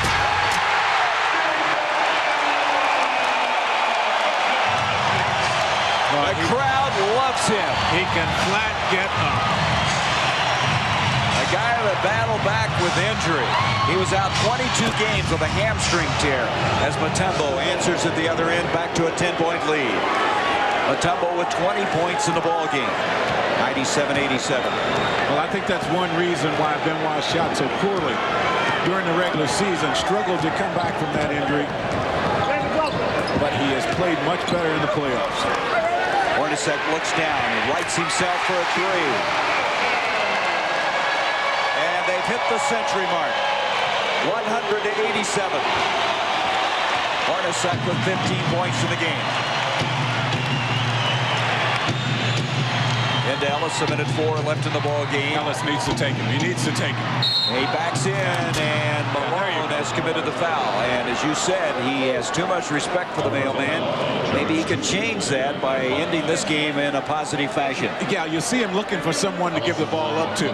He has to take it. He has to send a message to Malone that it's not going to continue to be this easy. 5 fouls on Karl Malone with 1 minute exactly left in the ball game.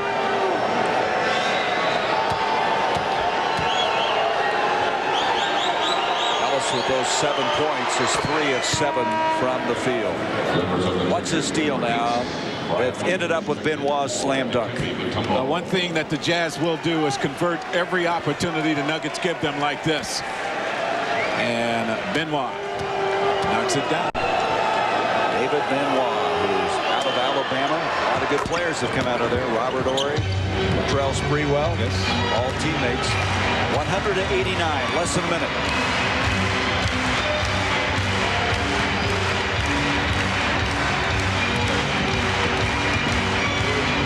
Jazz looking for their 4th win in a row. That ball was kicked and hit Mahmoud in the face. Looking for their 4th straight win in the playoffs after closing out San Antonio 3 in a row. Well, watch the deflection off of the foot. Oh, right in the face. Oh, man. It's like using your head as a part of a pinball machine, right?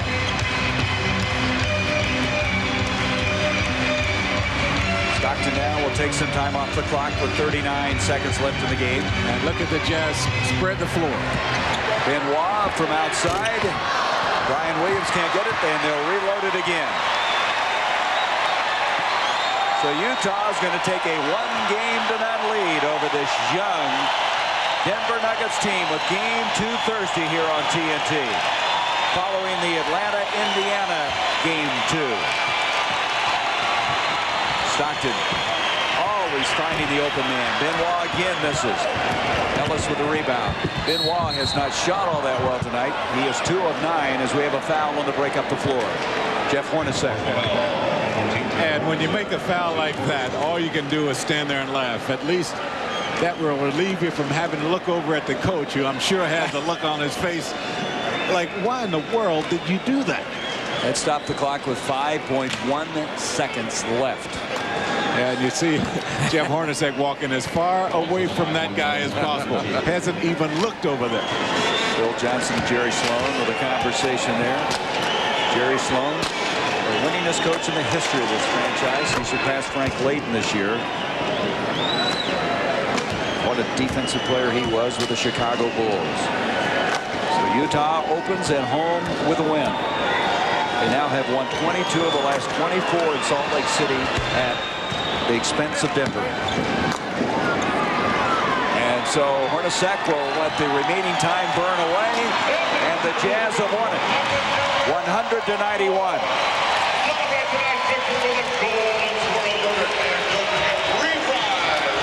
Well, this has been a resourceful young Denver team, and they're going to have to retool again as they get ready for the second round or second game.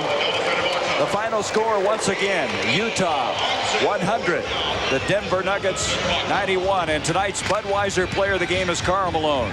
25 points, 10 rebounds, and Budweiser will donate $1,000 on behalf of the mailman to the United Negro College Fund. Well, Karl, we're going to start our interview looking at a replay here as this young Denver team kept fighting back. Well, you know, we had utmost respect for these guys. They got guys on that team, and I think Coach Yissel, they playing like he played. I respected him as a player, and these guys are coming out and playing just like it. So they got a great team, and they never gave up. Even though when we got them down, they just kept plugging away. And to me, that's the sign of a really great team and stuff like that. So we have a lot of respect for them. This was a hard win for us, and we want to just take one game at a time. Boy, this was really a game of surges, wasn't it? You'd have a 10-point lead, all of a sudden you look up, it was even again. We're a very resilient team, but I liked the way, again, you were taking those tough shots again. Well, the thing about it is, we knew coming in, these guys are probably as high as any team in the league after beating Seattle, and we know we was going to have to play because I try not to read the paper this time of the year or watch TV. And my wife said I'm a pain in the butt right now because it's a playoff, and I am. But when a game is on the line or whatever, when they call your play, you're either going to be the hero or the GOAT. And I've been the GOAT, but it's just one of those things. I just try to come out and do what I can do and help this team win. And my attitude is entirely different than the playoffs in the past. I have a good feeling about it. Carl, you know, I thought coming into this series, the one thing that Denver was going to have to do was get you guys up and down the floor. I mean, they played Seattle. They forced them into a half-court game. Now they have to turn it around. What are they going to have to do to make sure that you guys play more of their style? Well, I think the main thing about it is we're really concerned about what we're doing. We don't want to get impatient. We said going into this series that we want to be real patient. But these guys here, they'll present a lot of problems for us simply because they can post up a lot. They can shoot the ball on the floor. Mutombo had a great game tonight, and he blocked some shots. And he's going to block some more. Right. But we're going to keep taking them out. Keep going at him. Okay, Carl, you're at the top of your game. Another outstanding performance as the Jazz take a 1-game-to-none lead. Karl Malone, our player of the game. Let's go back to Atlanta, and let's join EJ, Ernie Johnson. All right, thank you very much, Gary. All the highlights come your way on Inside the NBA with Fred Hickman and Mike Glenn in just a few minutes here on TNT. The only other game tonight was Game 1 of our doubleheader, and the Indiana Pacers stayed perfect in the postseason, the only Eastern Conference team which has not lost, and they're 3-0 on the road, 96-85. They beat the Hawks. Reggie Miller, not a huge night. He had 18, but the Davises killed the Hawks. Antonio Davis with 15 points, Dale Davis 14 points, and 15 rebounds. The Pacers take a 1-0 lead, taking the opener in Atlanta. Tomorrow night, another doubleheader. Note the starting time, an hour earlier, 7 o'clock in the East, for Game 2 of the Chicago-New York series. The Knicks with a 1-0 lead there, and Phoenix has a 1-0 lead as they play Game 2 at Houston. Joining us here in the studio tomorrow night, Hall of Famer Chuck Daly of the New Jersey Nets will join us, and we'll have more at halftime tomorrow night of Craig Sager's conversation with George Karl, trying to come to grips with a first-round knockout at the hands of the Denver Nuggets. Denver tonight goes to Utah and drops Game 1, 100-91. Game 2 Thursday night right here on TNT. We'll send you back to Gary and Goose right after this.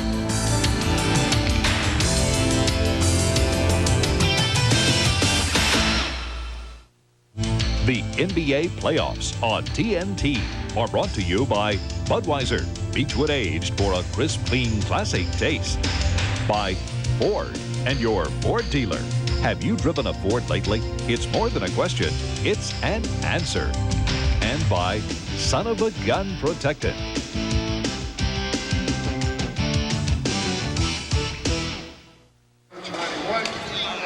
The Jazz with 6 guys in double figures, led by Karl Malone's 25 points. Close out Denver here tonight, 100-91. Tomorrow night on TNT, our doubleheader begins at 7 o'clock Eastern. Game 2 of the Chicago-New York series. Ron Thulin and Hubie Brown with a call, followed by Game 2 of the Phoenix-Houston series from the Summit. Bob Neal and Doug Collins with all the action. Coming up next, Inside the NBA with Fred Hickman and the Stinger, Mike Glenn. So for the Goose, Jack Gibbons, I'm Gary Bender saying good night from the Delta Center in Salt Lake City.